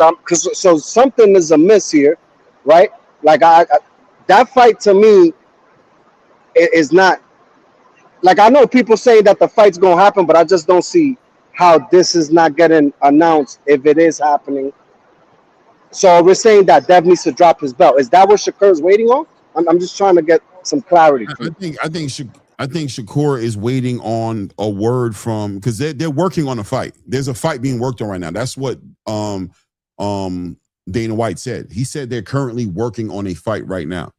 You know what I'm saying? There's a fight that they're working on right now. I'm assuming, to be honest with you, that it's Devin.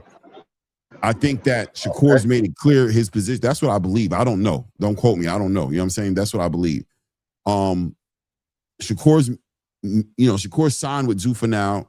He's gotten his business all on point right now. His thing is very clear. I think he's made it clear, bro. If you're gonna fight me, you need to be not holding up nothing going on with Keyshawn. That's his whole angle, right? Like dropping the belt ain't just to make Devin suffer. It's you're not gonna hold up Keyshawn. So Keyshawn, if he can't fight you, he's gonna fight for that belt.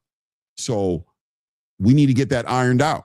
However that ends up having to look, we need that to look a certain way for me and you to fight next. And that's Shakur's demands. What else can we do about that? I mean, listen, yeah, because you know what, man, honestly, I'm done. I'm really done with Shakur's demands because I feel like what's the next goalpost move? Listen, I just really want this fight. And just like, all right, I'm like, yeah, shout outs to Shakur getting his deal. But then at the end of the day, it's like, yesterday he's just bringing up his name every interview he went to, and I'm just like, then I just seen some shit on Twitter. Maybe I'm excuse my language, I'm a little late, but why is he asking Dev to do live weigh-ins on Twitter? Like I just peeped that just now. Like, bro, what is that about? Come on, man, that's social media back and forth trolling / young YN shit. I mean, I don't know how old you are, but I don't even pay attention to what they be doing on Twitter like that because I already know half the stuff they doing. I can't co-sign. That's a grown ass man. I just can't. I think it's a little mental warfare too, Clay. That's what it is. I think it's a reason why he got the weight bullying claim. So I think Shakur, that's why he keeps saying I'm gonna beat him, and I know he'll be 20 pounds lighter. So that's why he like bet money. We weigh in right now. And you 20 pounds heavier than me. Like, yeah, that's a little mental thing. That's Devin like, man, I ain't paying that no mind. But in his mind, he thinking like, damn, I can't weigh in because I do weigh much, much more than him. I mean, listen. Let's be honest. Devin's probably looking at that shit going like this. Stupid motherfucker always thinking, hey, get the hell up out of here, bro. Anyway, he's having a good time. He's reading it like this dude always on some he probably like he got me. Yeah, that's what I'm saying, Clay. And I said that when I seen them both in at the weigh-in in January, when I seen them in January, I said, so I see what people saying because I'm like, Shakur is small, but I'm like, see, Devin's small too. But like Devin is for sure, like you can see he's surely bigger than Shakur, like for sure. At the end of the day, Bandalorian, the reason why I can't get emotionally invested into these and get upset is because I know when these dudes see each other, they're gonna. Hey, they cool. Hey, they cool. They always say that when they see each other, they dapping up and laughing at everybody. Hey, you got me fucked up, man. Who you playing with like that on Twitter, bro? Get on the scale. You think you smart, huh? Hey, bro. Get on the scale, man. I get it. You know what I'm saying? That's what they doing. So how upset can I really get at the end of the day? I think at the end of the day, I'm going to tell you what I truly believe in my heart. Them dudes is going to fight each other. I think when the smoke is cleared, they getting in the ring and fighting each other, bro. Period. I think it's next. All right, listen. I'm going to jump off. Thank you for having me. But just now, real quick, I just wanted to, I really want to see what is the next move. So we're going to be tapped in. But after Shakur went on that whole tour mentioning this guy's name, it's gonna be a big letdown if they pop up with a different name, bro. Like and it ain't what we looking for. But yo, shout out to y'all, man. I'm gonna be tapped in the chat. And fair play, stock cases. Fair play. I ain't even mad at that take for real. I think it might be next, Clay, and I think it might be next too, because what you said earlier, Clay, made a lot of sense. I said, see, a lot of people not paying attention to this. It's the reason why they announced that Shakur fighting under Zuffa. They say he got a fight pending, and then they announcing that Shakur signed to Zuffa on the Max Holloway and Conor McGregor card. And then next month, like you said, next month they got SummerSlam. It's the reason why they announced this, because they finna make a splash. You know they finna make a splash. It's a huge reason why. Devin gotta be coming next. And it got to be him versus Shakur. And if it's rumored to be in October, that makes sense because AJ and Fury, they fighting on Netflix in November. So it makes perfect sense. Yeah. When it comes down to this Shakur Stevenson, Devin Haney conversation and Bill Haney, I got love for both of them dudes so much. It's like, I know that whatever they doing online, it's about making. I know them dudes. I'm not gonna say love like that. Respect. You know what I'm No, I saying? know what you mean. For them doing so much that I know, like, this is honorable matchmaking. You know what I'm saying? Volleying back and forth. We selling this fight, and you know it's gonna take moves. We got business to handle, bro. There's business being handled. Jay Prince is handling my business if I'm Shakur, and Bill Haney's handling my business if I'm Devin, and we're gonna make sure that both of us, you know, we're responsible to get as much out of this as we can for ourselves. And when it's all said and done, we're gonna be each other's biggest paydays, bro. Period. You know what I'm saying? We're gonna punch on each other, we're gonna get some money, and then we're gonna be cool when we done. And we're gonna go live our best lives, bro. Period. You know what I'm saying? It is what it is. Ray That's Davis was good. honestly. What's going on, Clay? Listen, man. I'm gonna give you my take. What's going on, Trice? What's going on? Listen, I'm gonna give you my take. I don't think I think Devin's gonna fight, as I said before, Keyshawn. I think that fight's happening. I think he does want to. I don't think it's because of anything else. I think that's what he had game plan. Bill has this idea that he wanted to fight Shakur. Obviously, he would have took it for the bag. I think Devin also just wanted the big fight, but I think that's exactly what we're going to see. We're going to see this Devin and Teo fight. I think early next year we'll probably get the Shakur fight. I think Shakur is actually in the crosshairs of our boy who did not get mentioned, as Trace said earlier. I believe it was Trace. Did not get mentioned. Trees. I said it right the first time, right? Thank you. Yeah, I know. First time I said Trees and I said Trace. I switched up. My bad. Thank you. Trees, what Trees said earlier about Gary Antoine Russell, it was a big hidden call out there. I thought was ironic, and especially with Gary Antoine Russell doing so much talking on the in the networks lately and doing interviews talking about, yeah, you know, we can make the fight happen, blah blah blah blah blah. So a lot of little like secretive moves. So I think if he's not dropping his belt at 140, and he's definitely putting it on the parade, as we all mentioned, Clay, because Treese, you heard me on Frequent Channel say the same thing.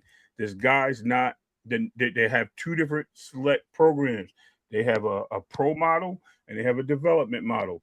And I said the pro model is going to allow these champions to keep their belts, to move forward, to fight in all these different situations where it's like a promotional side. The development will be, you know, the build and the guys that's fighting in the showroom. But this still means that these guys are going to meet, and I believe they'll meet in January. I think these guys, if Shakur gets that fight in November, they're saying possibly, then maybe we'll see them fight early as February. That'll give Shakur some time to stay at 140, acclimate a little bit more, and maybe possibly move to a 144 easier. And we'll get that fight. As far as the Tank noise is brought up, and I hate to bring this guy up, but both of them mentioned Tank as a piece of the pie. And I said yesterday on this channel, don't be surprised if Tank is over there, Zuffa as well, because I think that's where he is. I think that's he finally bent the knee, and he knows how to play the game, right?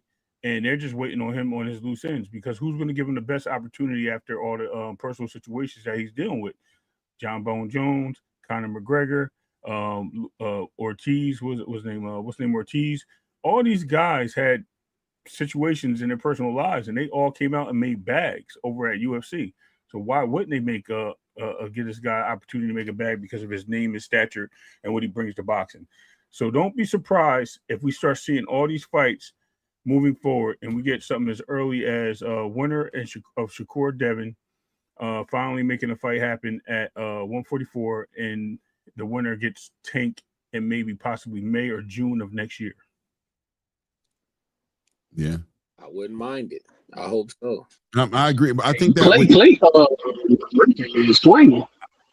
I think that Turkey. No, I'm sorry. I think that Keyshawn and Dev, if they fight, they're waiting on that fight to be done before they come over to Zuffa. Because Zuffa's not paying for that fight. You know what I'm saying? So I feel like, okay, it's like, you know what? Let me go fight Keyshawn, make that happen, coordinate that with Top Rank, figure that out, and then come back over.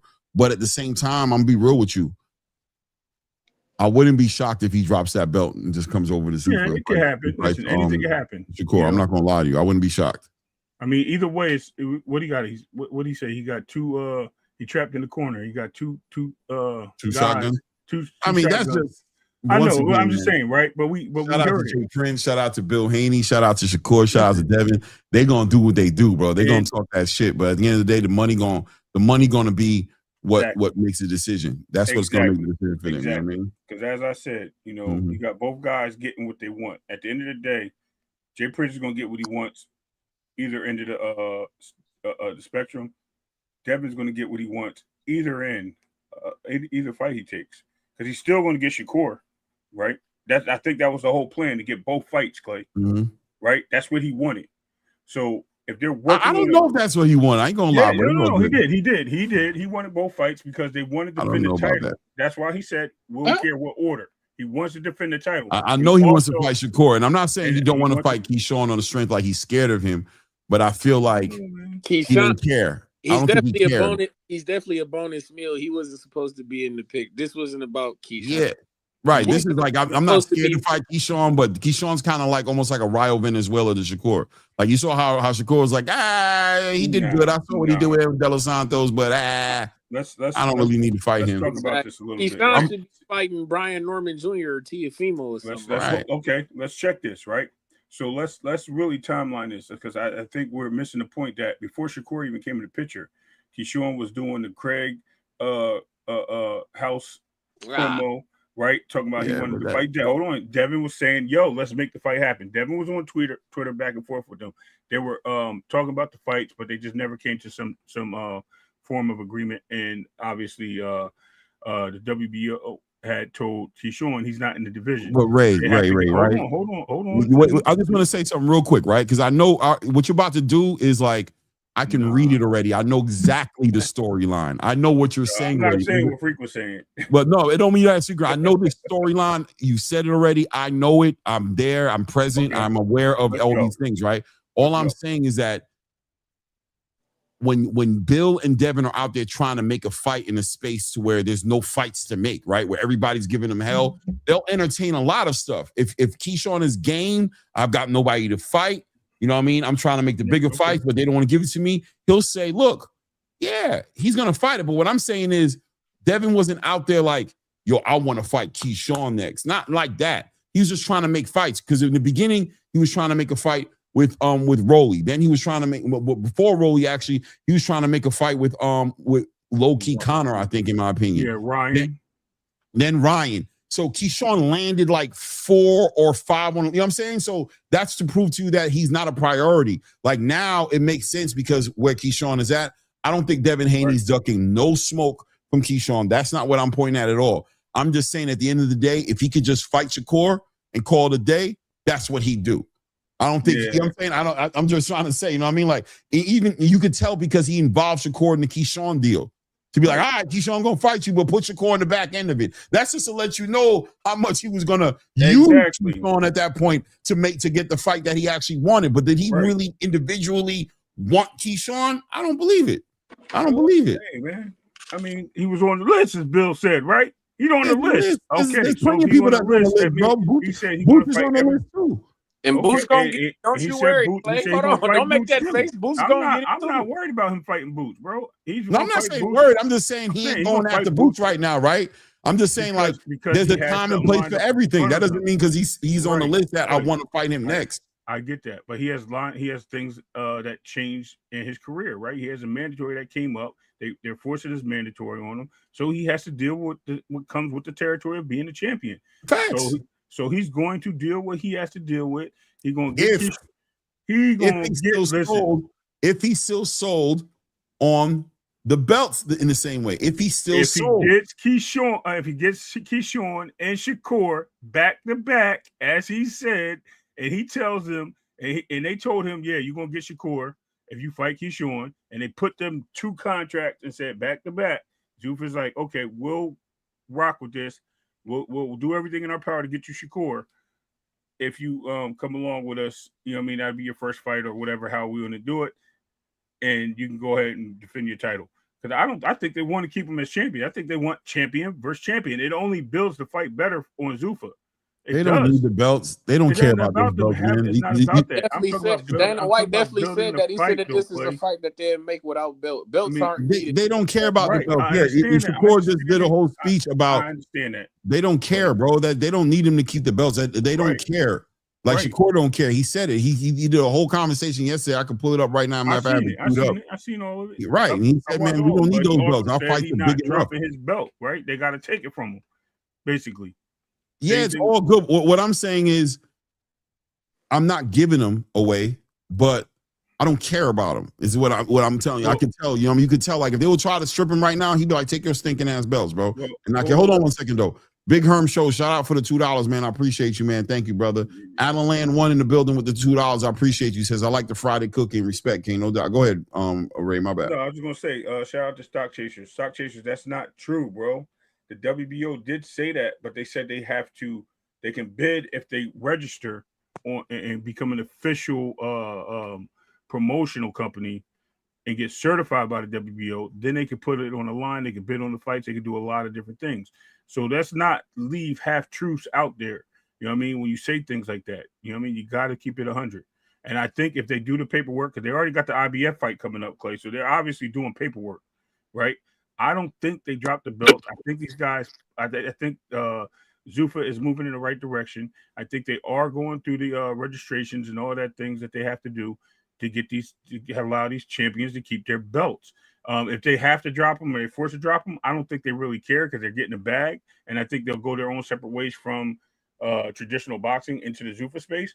But I think as long as they do all the proper paperwork or whatever they got to do and organize it, I think these guys keep their belts and they build the fight up on champion versus champion. I think it only sounds better. It only builds up for us that watch the fight and the fans that will be watching it, rather be on Netflix or it's just money, Ray. It's money. It's a hand.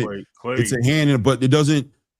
No, it doesn't. Like I mean, the belts do not make the fight bigger. It doesn't. A belt, especially considering if that's the case, they could throw the Zuffa belt. No, the casual fans even less. Only the hardcore fans know. The WWE fans, and do you think they don't even know what a WBO belt is? They don't give a fuck. The Zuffa fans don't give a fuck about a sanctioned body belt, bro. The WWE fans know what a champion is. UFC fans they know who Devin. But hold on, but Ray, if that's the case, they could just throw the Zuffa belt on that. 100%. Just like the UFC was doing with that BMF belt garbage. Yeah, they throw the BMF on. You just throw point. the Zuffa belt in there. That's all right, bro. That WBO belt represents money. Why do I spend? Why would I pay them a percentage of anything if I don't have to? If the only reason I would do that is if Devin and Shakur said it was a big deal to them. But if God forbid they ever told me it don't matter, bye. They're gonna be like, that's it. That's what I'm putting that. I'm okay either way. At the end of the day, I think we need to get both these fights at the end of the day. And I think it's only fair to the fans that are out there that we get both these fights. I'm not gonna sit there and tell you that I really don't care for this. What I'm telling you is I want to see this Keyshawn and Devin fight. I've been pushing for this fight. I'm okay with it. If it don't happen, it don't happen. But I want to see that fight too. I think it should happen. I think a lot of people are going to be surprised when they see this fight, and I think it's going to change a lot of people's views. So you picking Keyshawn is what you said? No, you picking Devin. He a Devin fan, bro. I think Devin going to stop him, bro. Oh, all right. I'm just I'm the only person here. I'm the only person on this panel that got any kind of sense, bro. That's it. I think you picking Keyshawn, Clay? No, I'm picking Devin to win. Oh, all right. I'm picking Devin to win in a legitimate way. Y'all just picking him to win because it's Devin. No, I'm picking him to win because he's better than Keyshawn. Clay, I'm breaking down the fight to the point where I think Keyshawn gets a little overwhelmed with excitement, and I think he runs into something and gets stopped, bro. Keyshawn has gotten loose in certain situations. He's never been in this atmosphere, and I think it could take over the vibe of, you know what I mean? And I think he gets stopped, bro. I think that is going to, it's going to be very competitive. That's all I can say. I hope he does bring the best out of Devin. That's what we need. My thing, I'm not so sure that Keyshawn Davis is better than Brian Norman. That's my whole thing. Listen. And I got people picking who was picking we won't say no names, but we know guys who was picking Brian Norman to beat. But we know guys who was picking Brian Norman to beat Devin Haney, man. And I don't know who the hell was doing that. They out their mind, bro. I don't know why I they were did. doing that. Oh, Hey, Clay, I did. I did. I ain't gonna lie. And it turned out to be something different. Big Sarge, I like Devin. What are you talking about? What the hell is wrong with y'all, bro? That's crazy. Y'all just can't deal with. Listen, y'all can't. I make the way I call this stuff is why Devin's gonna be great. I give Devin an opportunity to be great. Y'all don't, bro. Y'all make everybody easy for him. I'm the one who makes Devin great, bro. I'm the guy who does said that, I'm bro. the guy. You see, I agree with like you, the guy who picked Brian Norman. A little bit. But I ain't gonna lie though. I agree with Clay though. I ain't gonna lie. I agree with Clay though, because I feel like Devin could beat Key obviously by UD. I do get what Ray saying he can run to something, but also I keep saying, man, they ain't never dealt with no pit bull coming with that type of body attack. That's why I agree with Clay. This can be a tough fight in that sense, for real. It is, man. And I'm telling you, watch out. If Devin gets hurt, Keyshawn will. Oh yeah, Key gonna go for the kill. Yeah. He'll do him bad, bro. If Devin gets his stanky legs and like if Devin ends up in a situation like what he ended with Ryan, he's a killer. I think we would look more towards the Linares fight. I think that's more of a significant. Those fights don't even matter no more. Those 135 fights, bro. No. What I'm saying is the way that fight took place. That's the most way I see that fight going. But I like his style, Big Sarge. I like his style, bro. What are you talking about? I like Devin's style, bro. What do you mean? I would like to say that the way Linares hurt Devin and was able to use combinations to make that fight what it was. That's how I see that fight going. I don't see what Ryan did because Ryan was one, he was on a quote for PEDs. Two, we don't know if Ryan fights that way if Devin came out and he was boxing instead of trying to clean Ryan's clock off. So that's a whole different matter to look at. We have to look at what most strategically looks like this fight will go. And I think that the Linares fight is the best way. Linares was a guy who walked in and he wanted to use his abilities, bro. What do you say? Big He's Sarge, right. Nah. And let me tell you how honest I am. See how I am? I'm such a real dude, right? Frequent hit it on the nail, bro. He hit it on the nail. I can't even deny what he just said right here. This is the truth, what he said. Damn you, Frequent. Damn you. But he's right. That's what it is. Listen, I am a fan of Bud, Shakur, Keyshawn, Bomac. I like that crew. I think Keyshawn is a little Bud. It's the truth, man. I hate you, Frequent. I hate you for that, bro. I could have ignored it, though. Listen, I could have ignored it. I keep trying to tell you, man. Y'all I gotta keep keep it real. Shit too much. I'm always listen. I got something for you though, Clay. We all know that you're the barbarian member of the Hanos clan, so we ain't gonna. Nah, listen. We ain't gonna sit there and act like you're not. But nah, in all due respect, Clay, you know what it is. I'm just telling you. Listen, you know me. I like to animate the fight. I like to build it and use animations and put pictorials in people's heads because they have to see it. I'm not telling you, Keyshawn, and I said this on multiple panels. I'm not telling you he can't hurt Devin. I'm not telling you that he can't go in there and throw combos. That's the only way he can hurt Devin. But I ain't gonna lie to you. Frequent doesn't expose me though. I ain't gonna lie. I'm in my feelings, bro. But read that other. Hold on. Read that other stat he put I up don't even like the fact that he came at me like that, bro. I don't even like that, bro. He ain't no longer over there, bro. That's what I said. I don't even like that.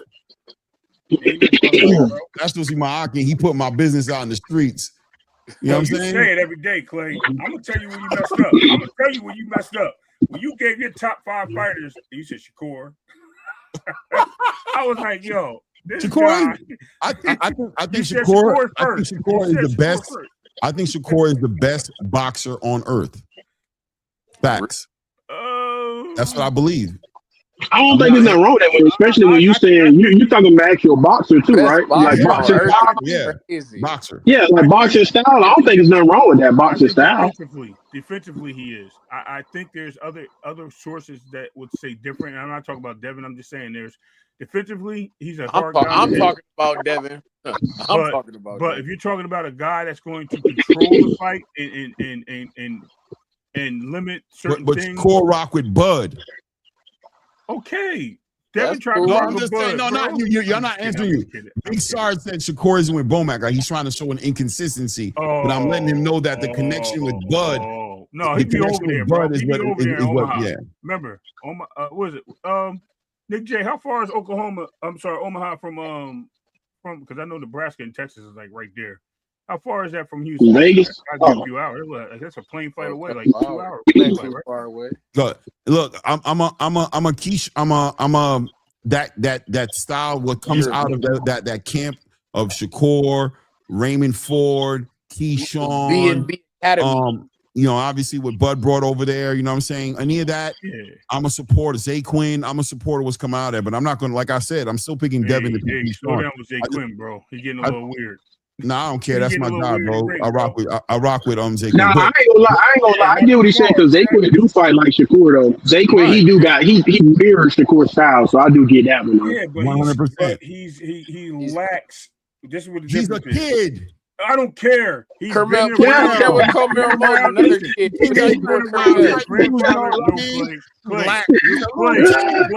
Clay. Damn, bro. Let him do his thing. Let him develop. He undefeated. He an undefeated little kid. Okay, Clay. Hitting ass I'm Ray about to hate on Zay not Quinn. hating on him. I listen, I respect him, bro. So leave him be then. He a child. He a child, Ray. Put him in there with Carmel. This is my point. Your son plays baseball. Is there somebody out there going, hey, man, you know what he lacks? You know what? You're like, bro, that's my little boy. boy. Yeah, because he's developing. I get that. But you know what I expect? Once my son gets to my level, and if I'm still there, right? Let's just say I'm still there. I expect, Clay, my son to be better than me at the same stage. If he's 18 and I'm 32 and we're playing in the same league, I expect my son to be better than me in that league. He has gotten developed. At 18? He's been around me and he's watched me. He knows my mistakes, and I've been teaching him from my mistakes so he can be better than me. Zay Quinn has been around Shakur this whole time, rather he been whatever in Newark, Houston, wherever he's been, Bomac, you want to name him, that's where he's I get what Ray's saying. Yeah. And he should be better than what he is. He should not be making the lack of mistakes that you say he should be farther. He should be way farther along than he is. I agree. I get what he's saying. Yeah, I get what he's saying. Absolutely. Smells like haterade. No, it don't smell like nothing but truth up in here. I ain't gonna lie, Clay. I get what he's saying. I get what he's saying, Clay. He's saying like Zay Quinn on him, like he gonna be even a quarter of what Shakur was. I get what he's saying. Yeah. It's like look, like Shane Mosley's son, right? Like we expected him. Smells like a hate to me. We expected him to be here because of his dad being here, right? He's supposed to plateau his dad's career, take everything from that, and be better because his dad was such a great champion. But hold on, it's rare in sports that happens, though. It is. No, Ken Griffey Jr., right? Ken Griffey Sr. We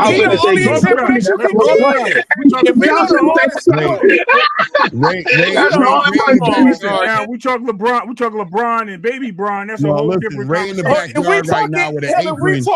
Tim Hardaway and Tim Hardaway Jr. Hell, if we that's what I was gonna say. That's probably the only one. Hardaway Jr. is not bad. Right now, the only guy on, a big old hate steak on the grill right now. Like Tim Zoo and Costas. Nobody thinks Tim Zoo is better.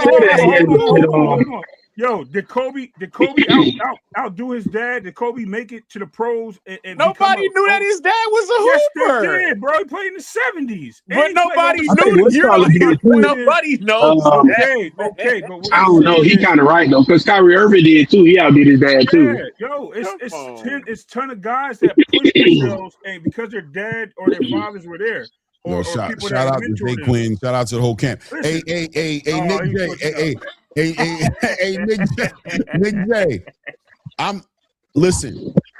I don't even want to hear it from you because listen. Wait, hold on, Queen, bro. Nick. I just want to be clear. I don't even want to hear it from you because God knows when it comes to your fighters. Do the wire. Queen like that, Nick J, he needs to do a pop-up. No. Shout out to the Black Queens. Great. Now you got to do a pop-up on her page, bro. You got to go toe-to-toe with her Boxiana, bro. I know Nick be sitting up there singing. When Nick be going off on about Devin or Frank Martin, you hear the soundtrack in the Black playing. Oh my god, bro, you hilarious.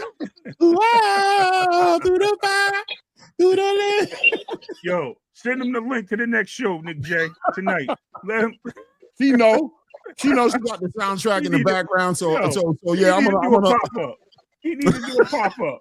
I'm just keeping it real. I'm just keeping it real. Hey man, look at her. I told you, you're absolutely correct. I knew to try to play.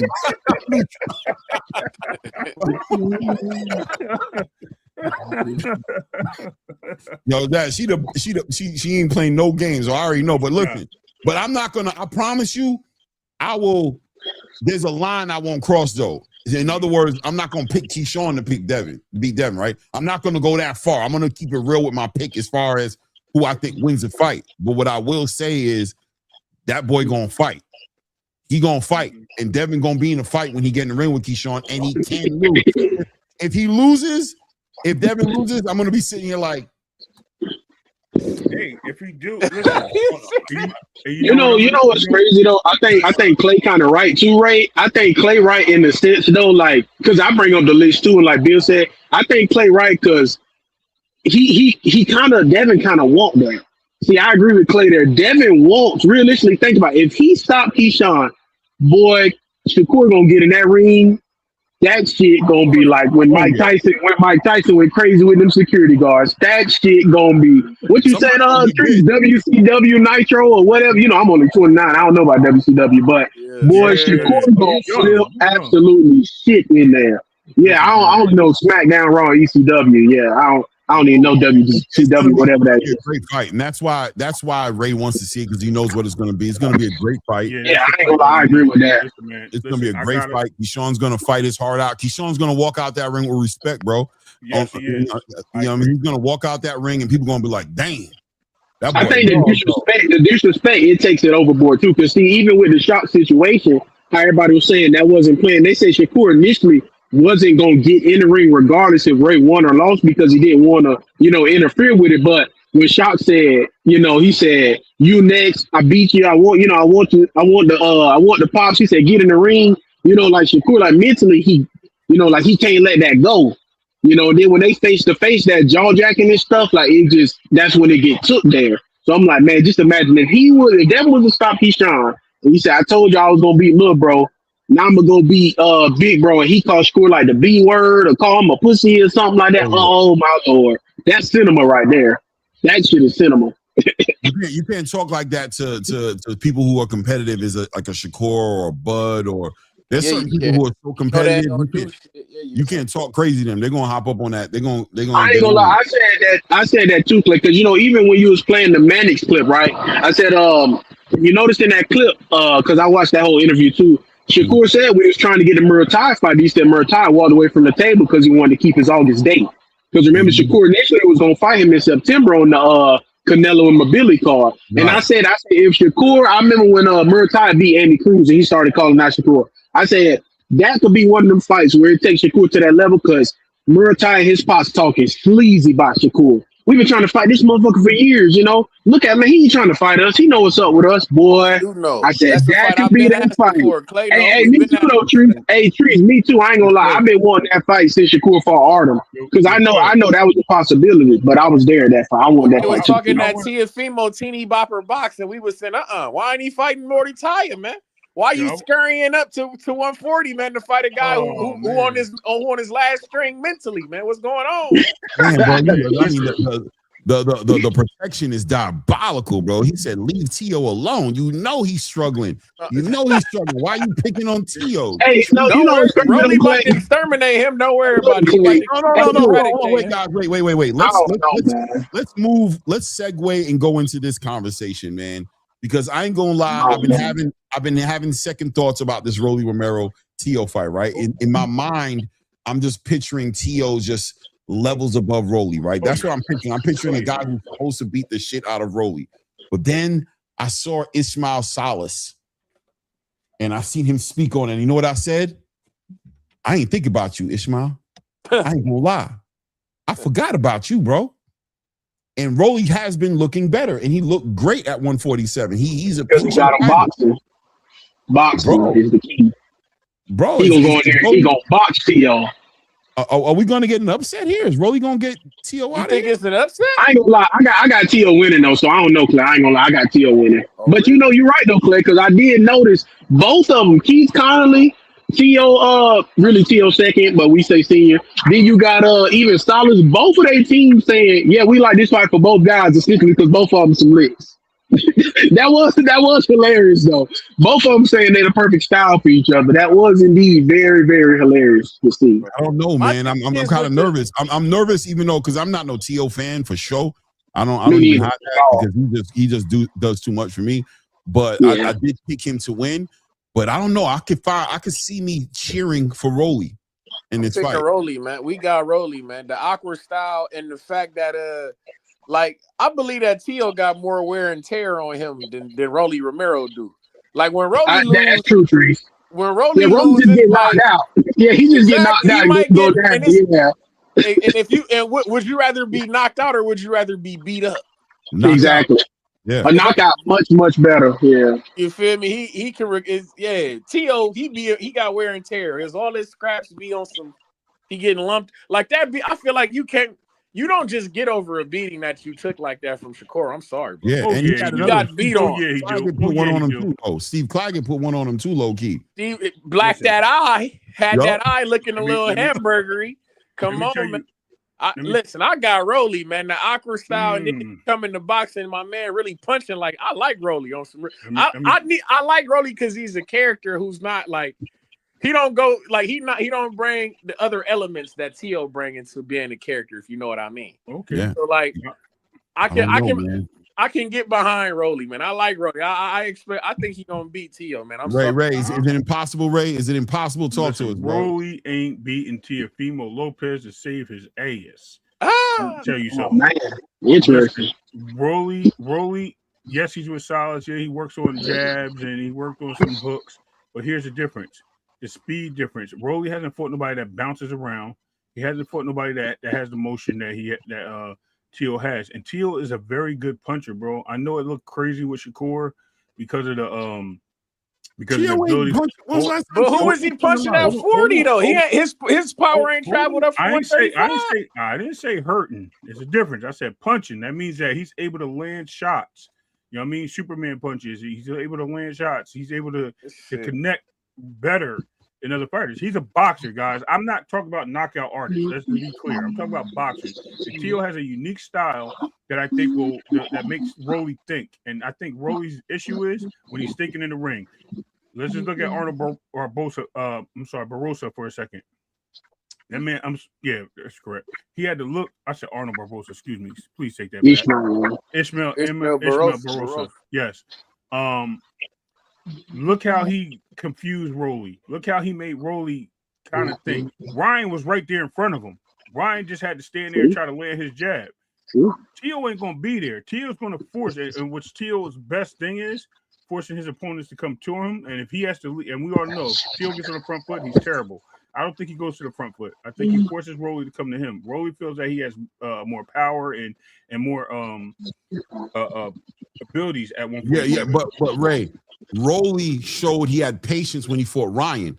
He didn't press Ryan. He stayed patient behind that jab into that body. He didn't walk Ryan down. Because he knew Ryan was going to be right in front of him. Ryan was going to step forward. T.O. don't have to play that game. T.O. is a guy that wants to counter, and he counters with trick shots. I promise you. He takes advantage of people with that. And Rolly's going to walk him down. He's not going to show patience because T.O.'s going to force him. He's going to outsmart Rolly and force him into situations. And he's going to put Rolly in a whole situation where he don't know what to do. He starts swinging wild. So let me ask you this, Ray, right? We can get past that. I agree with you because, first of all, I picked T.O. to win this fight. So I already taken all these things into consideration. I'm just saying what I don't know might show up in this fight with Rolly. I'm seeing improvements with him. Is he better? Do I see a better Rolly showing up in the ring than the one that fought against Ryan Garcia? Yeah. And in that version of him, what problems can he present Teofimo? Not to mention that they have a history. They've sparred each other and all types of shit, right? So there's always that part. But okay, listen, on the back end of Teofimo losing this fight to Rolly Romero, is he cooked? Is it over? Is it Yeah, takeover man. over? He becomes. I think he in trouble. I tell you that he in trouble. He becomes Keith Thurman fighting Fundora, bro. No, he's a gatekeeper. As He's I a said, gatekeeper? he becomes Keith Thurman. Yes. Oh he my becomes Keith God. Thurman, bro. Oh he my. becomes Keith. Keith Thurman said he didn't want to be that, but he becomes that. Yes, he becomes the guy that he's a stepping stone for young and up and coming superstars. Forget prospects, superstars. So the zone going to use him because Yes. and we haven't talked about that yet, Ray. Right? Because I gotta, I put on my tinfoil hat at the beginning of this show. I put my tinfoil hat on, bro. I went crazy because I don't like the zone signing Tio, bro. I think that looked crazy. Hey man. The zone has never signed a fighter before, man. They signed Tio. The zone promoting now? They got fighters? Yeah. There's a little bit of conflict of interest there, right? And that's why I said hold your horses too on certain fighters too, moving at distance. Because remember, all these guys that's coming from the PBC or the zone sign. They're not. You know what I mean? And what I mean is there's an agreement to have them fight as a co-promotion with the zone, not Matchroom, not Oscar De La Hoya or Golden Boy, not freaking Frank Warren, none of them. The zone exclusive.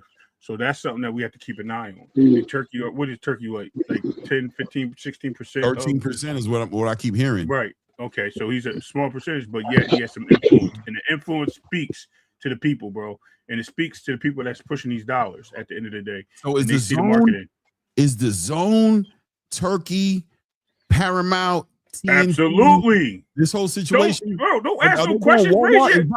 Is boxing going Walmart? Clay. Is boxing going Walmart?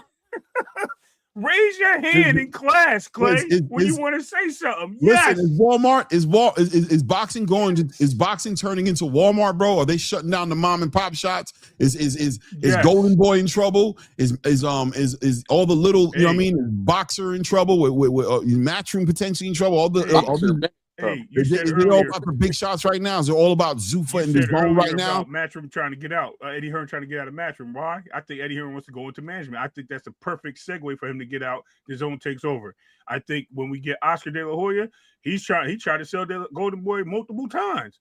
Why not take over? Right? PBC looking for a way out. Al Heyman, they talking about to retire. No, 25. No, they didn't. King for life, KO for life. No, they didn't, brother. Listen to me, man. I hear you. I've heard this before. No, Canelo was a Matchroom. No, Canelo had to deal with Matchroom, and that's how they got to deal with the zone. And the same thing with AJ. You know what I mean? Eddie Hearn was involved. AJ still signed the Matchroom. This is T.O.'s exclusive to the zone. He's not affiliated with no promotional company, bro. This is a different one, bro. King KO is different. I'm telling you. Yeah, for real. It's never happened. They even announced it. They said it at the press conference. They said. Keith Collins said this is the first one in history, bro. T.O.'s deal is different, bro. The zone is signing fighters, bro, with exclusive deals. Canelo was a broker deal with Eddie Hearn. That was a Matchroom situation with Canelo. That was not exclusively the zone. Correct. Nah, King KO, I'm telling you, it's not the same, bro. But I hear you, Show brother. the contract, bro. Pull up the contract, put it in the chat. I'll look at it. Show me. Yeah, that's not the way it worked with them, bro. They might have had deals. Matchroom might have gave them deals, but it was via Eddie Hearn, Matchroom. You know what I'm saying? It was via them. It was deals. This is different. T.O. is different. I'm telling you. T.O. is different. But hey, Claymore, I'm about to jump off real quick, man. Shout out to y'all, man. You know what the fuck going on. ATP Combat, ATP. Appreciate the platform. Oh, I got to ask. Are we doing I got to believe that we gonna be having a watch party for this McGregor and Max Holloway. Oh my!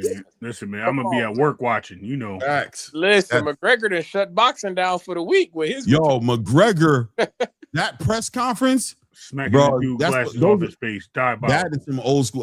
That was crazy, bro. That press conference, Jesus, bro. That was a stadium. Yo, that man pulls eyes that people can't even wrap their mind around. It's crazy. That man came back out of nowhere, bro. Over. Like I said, it's big. When McGregor fighting, man, this shit ain't no boxing this weekend. They shut that shit down. McGregor back out, man. Hey Clay, y'all know it's big, right? Because Paramount, they don't even be releasing numbers. Man, they said for that press conference they peaked at 600,000 viewers. for a press conference. McGregor That's and next level, boy. Shout out. But I'm gonna Next tap in with level. you tomorrow. I'm gonna be here, man. Man. I'm definitely gonna lock in with you. But y'all be cool, man. Appreciate the platform. ATP. Yeah. Actually, Salute, I don't work man. I tomorrow appreciate night. you, man. I don't work tomorrow night. I'm here. He here. Yo, y'all. let's call that fight though, because we don't do. I'm telling you, it's gonna be a good guard. You're gonna like it. You're gonna like it. I'm telling you. I'm telling you. You're gonna watch it and be like, damn, bro, I ain't gonna lie. I ain't kinda like naive that. to UFC. That's what's good, bro. I ain't gonna lie. Listen, I am not naive to UFC.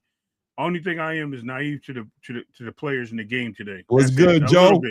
A little bit to the most part, but not My everybody. guy Chris Legg, man. Salute, man. Salute. Hey, yo, what's up? Yo, Chris? shout out to everybody in the building. Hit the like button if you haven't done it right now. Subscribe to the channel. Let's go. I actually need one more subscribe. Would actually be kind of cool because that would get me over the okay, well, still give me another subscriber. I got it, but hit me with another one. You heard? Hit me with another 2. You know what I'm saying? Two more.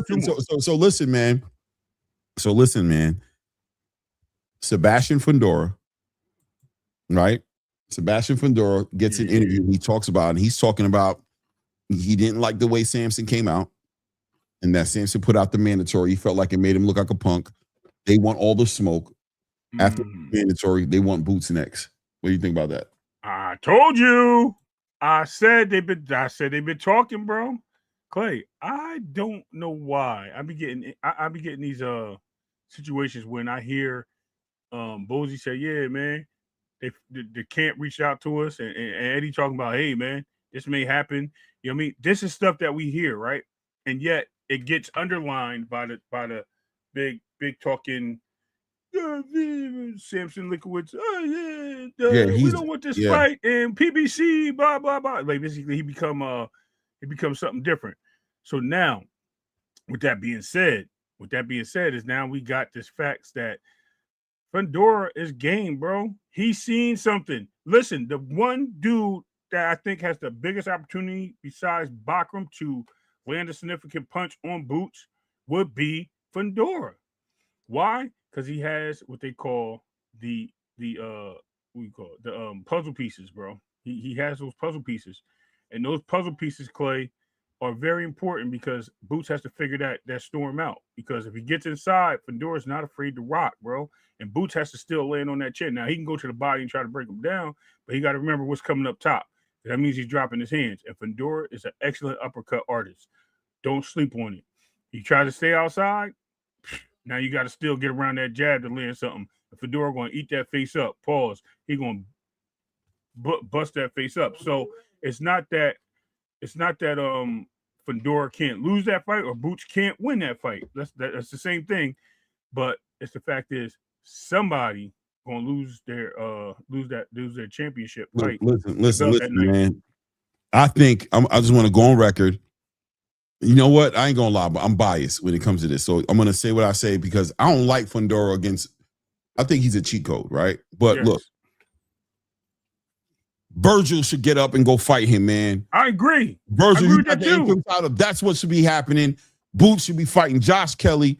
Period, bro. He's right there. He's easy to get to.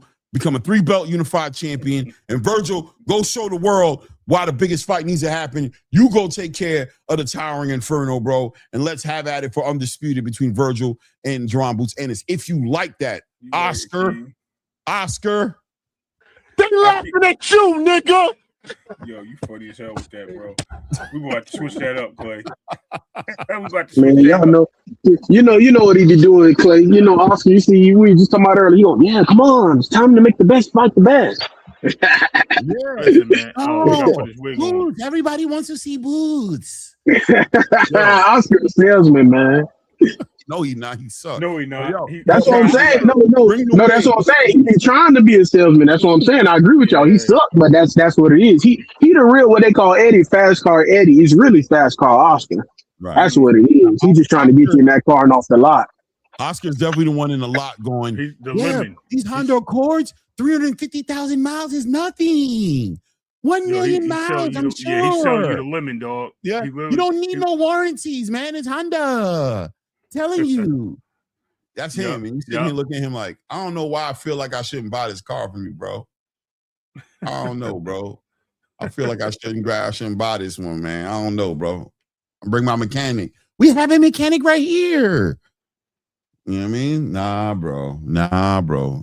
You ain't gonna kill me with that. But listen, man, that's what I think should happen at 154. I think Sebastian and Vergil should figure it out. But I think without a doubt, Sebastian Fundora looks like he's focusing on Gervonta Boots Ennis, which I think is very opportunistic.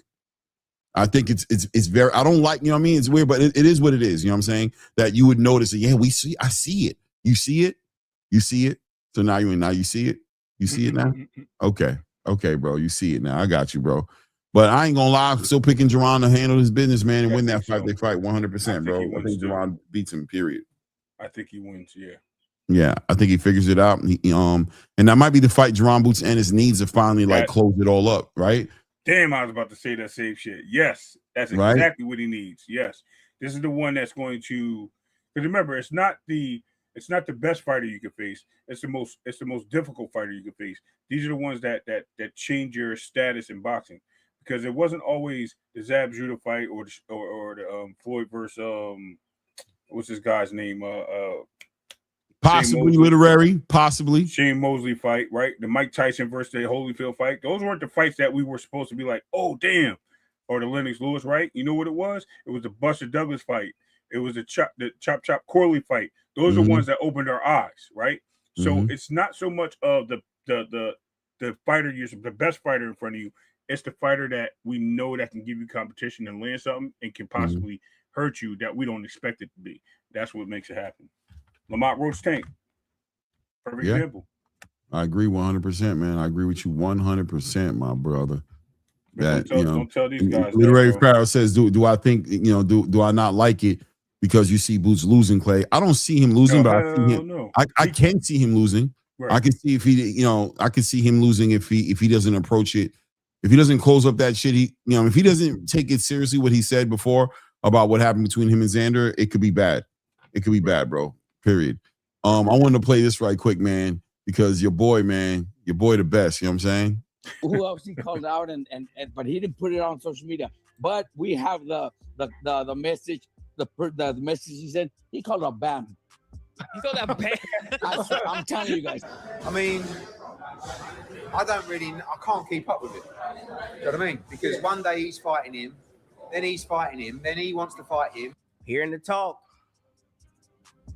Stop the cap. Come on now. I don't believe it. I don't believe it, man. Another distraction. Amid the tense back and forth surrounding Gervonta Tank Davis's next probable move, Robert Garcia has made a shocking revelation that Tank has been looking for a Bam Rodriguez fight all along. Meanwhile, talking about the comeback news circulating regarding Gervonta Davis, Mike Coopringer recently revealed that the fighter will not be back in the ring till 2020. Anyway, what do y'all think of that, bro? You're muted. Where is Flyer Frequency, who's been saying this dude is a clout chase for the last 2 weeks? Where's he at? Yo, put an APB out on this dude, bro, because he's been saying it. This guy is looking up every corner, alley, crumb, under every rock, climbing in the attics, crawl spaces. He is looking for attention, bro. He's trying to stay as relevant as possible and get in the way of all these mofos, bro. And it's crazy. Yo, if boxing loves you, they'll come back. Now, I'm not talking about your fans. We know your fans love you. I mean, they'll wipe your ass. Don't get it twisted. But as far as boxing, if they love you, they'll accept you back. Handle your business, bro. We know who you are. Go out there, handle your business. Leave like the world says, leave us alone, bro. Go out there and do your thing. Go handle what you need to handle and let us get back into what we need to get back into. Because right now, this ninja, man, bro, attention seeking. He got female energy all day, Clay. Bro, did you see how Robert Garcia announced it? Like, yeah. Who else he called out and but he didn't put it on social media. But we have the message, the message he said. He called a bam. He called that bam. I'm telling you guys. Listen, bro, the way he said it, that man said he called out bam. Like that face, like, boy, that boy called out. Yo, listen, that that era of it's over. It's over for that. And I'm telling you right now, that's why, I mean, I could see clearly why, if you're using that type of mentality to jump into these conversations, then that's why the zone ain't trying to hear none of that, bro. That's not what we're doing, bro. We're not doing that, right? The zone is looking at him like you crazy, bro. So, man, I just want to see, like I said, there's a version of Tank that I would like to see come back, but for the most part, I'm okay on him not coming back. The only Tank I want to see come back is a Tank who's ready to make the biggest fights, bro. Period. Yeah. I want to see the realest, biggest fights. If you're not going to do that, zero interest in seeing him come back. I don't even want to. I'm not even trying to hate on you, bro. I'm telling you, go live your best life. Like, you getting money, do your thing. I'm just telling you, there's zero interest in me seeing you inside the ring pulling up some dude from 122 pounds, bro. You got me fucked up. You got me fucked up, bro. I'm not trying to see no type of shit like that, bro. Period. It's over for that. It's been over for that for me. If you come, if that's the game plan, if you out here looking to do stuff like that, we're done. We're done. We're done. Tell me about it. Diabolical, bro. That shit was funny. Listen, it was hilarious when I seen that. I'm like, yo, this dude is really reaching everywhere, bro. Wherever his arms can reach out to, he. Oh damn! Chris Leg is out of pocket, bro. That's crazy. Chris. He said Tank been training 115, 120 pound fighters the last 15 months. All them women he beat up weren't any higher than 120 pounds. Lord child, Lord child, Lord That's a child. star. You gotta put a star on that one. That one. Hey, bro. I'm telling you, Tank, bro. I'm telling you, it's a new day, bro. Man. You need to leave that on the screen. It's a new day, bro. It's a new day, bro. I'm telling you right now, bro. We done with that. That shit is done. We ain't playing that game with you at all, bro. Just might as well just stay retired, bro. Just go ahead and just stay out the way, bro. And you just don't want to box. It's all good. Who else he called out but he didn't put it on social media. But we have the message, the message he said. He called a BAM. He called that BAM. I'm telling you guys. I mean, I can't keep up with it. Do you know what I mean? Because one day he's fighting him, then he's fighting him, then he wants to fight him. Hearing the talk. Stop the cap. Come on now. Damn. I don't believe it. I don't believe it, man. Another distraction. Amid the tense back. Nah, bro. We done, Tank. We ain't doing it, bro. Stay home, bro. Call out sick, bro. We done. We done, bro. We ain't doing that, bro. We done, man. We done with that, bro. It's over with for that, man. Shout out to all your fans and everything. But even them, I gotta feel like they gotta get to a point where they're kind of done with it. We done, bro. You cooked. Hell no. They're like, yeah, this is the best thing ever. Like, that's a great fight. What are you talking about? Bam Rodriguez, number 4 in the pound for pound is. We love Bam. That's a better fight than him fighting anyway. Bam 100. He's the number 4 in the pound for pound list. Who your fighter fighting that's on the pound for pound list? He's like the same size. He's like the same size as Tank on fight night. Lord child, please don't. I don't even want to debate y'all. Y'all got it, bro. If y'all gonna come over here and debate me on that, you win, bro. I'm gonna tell you right now, you right. You right, bro. Don't even come up here and do it. You got it, bro. I promise you got it. You right. Don't even come up here fucking with me, bro. You got it. You right, man. Why not? Why not, Bam, bro? You right, bro. Why not, bro? I can't. I don't even got the mental capacity to argue no stupid shit like that, bro. You know what I'm saying? Not at all. It is what it is. Shout out to everybody in the building. Hit the like button. Subscribe to the channel. It's about that time for me. We're going on like 3.5 hours, man. You know, great show. Peep game will be up here tomorrow. I'll definitely be up here. I'm thinking Ray might pop up and maybe I don't know what happened to Angel. I'll probably give him a call after this, see what happened to him. But I'll be covering the Conor McGregor card. That's what I'll be doing tomorrow night. So you know what I'm saying? Pop up. You know what it is, man. We just running this boxing talk, man. A lot of good conversations today, bro. Congratulations, Shakur Stevenson, Zuffa Boxing. Let's see how that turns out. Let's see. Dana White is supposedly working on a fight. That's what the word is from him, that they're working on one right now. So let's see what that fight is. Shout out to the Zone, man. The Zone is shaking shit up.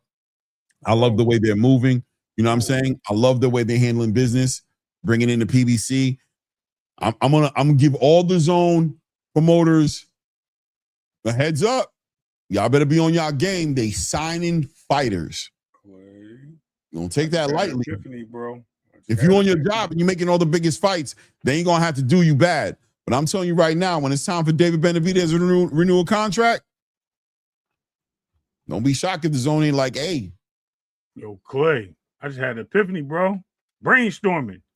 Don't get mad at me. What happens if Ben wins that title?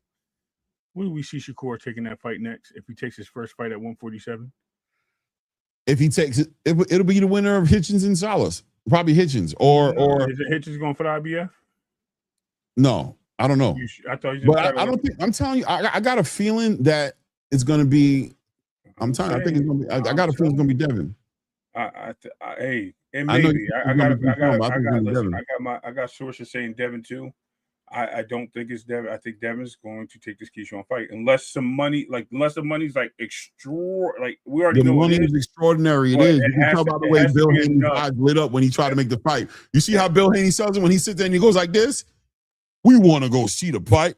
You know, when he doing that, the money nice. When he acting like that, come on now, Jay Prince. We was talking about 144. Come on. That's good money right there. That's good money face bill right there. That's great. Afro rig, bro. It's great money. That was a good impression.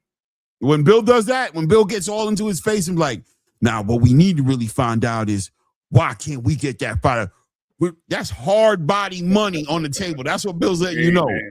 Hey, in that fight, I told you, if Shakur go out there and beat Conor Ben after he beat Ryan, because I do see him beat Ryan. Bump what y'all say about Ryan. Listen, I think Ryan, again, just like Rolly's situation, I think Ryan is too sloppy. I think he does way too much bad work. Now, I think Conor Ben hits too hard.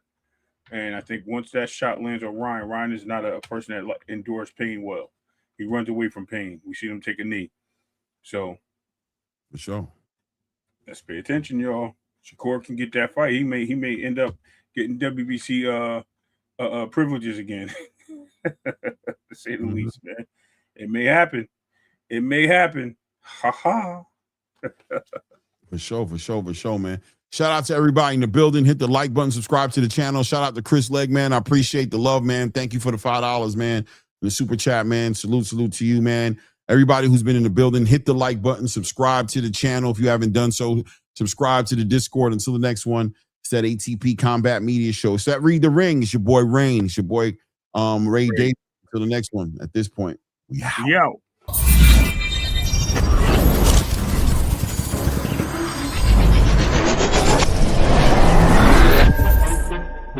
Yeah, gotta aim for the top like, hold up. Yeah, I can never doubt myself, I know better. All of you critics be acting like you know better. Blowing the smoke, but I know when the dust settles. So I'm in my element, it's evident that there's levels to the game. All of those dark nights I got then, breaking my back to make it out, got me feeling like rain. I ain't never need your help, I know you wishing me well. A penny for your thoughts, but seeing no change. I snap for the sun like Diddy, the riches got a mad ass son, I'm like Billy. I ain't never switch up, whole team with me, but known for my city like OAGZ. Set the pace as long as you finish, consumers find a way inside your business. Babylon, they try to dabble in it and they hate the fact that they may have to witness. You tryna aim for the top like this, and you're in your element with a fire like this, and they hoping you fall and they praying you miss, but it's all in the risk. I got you with the switch, you know.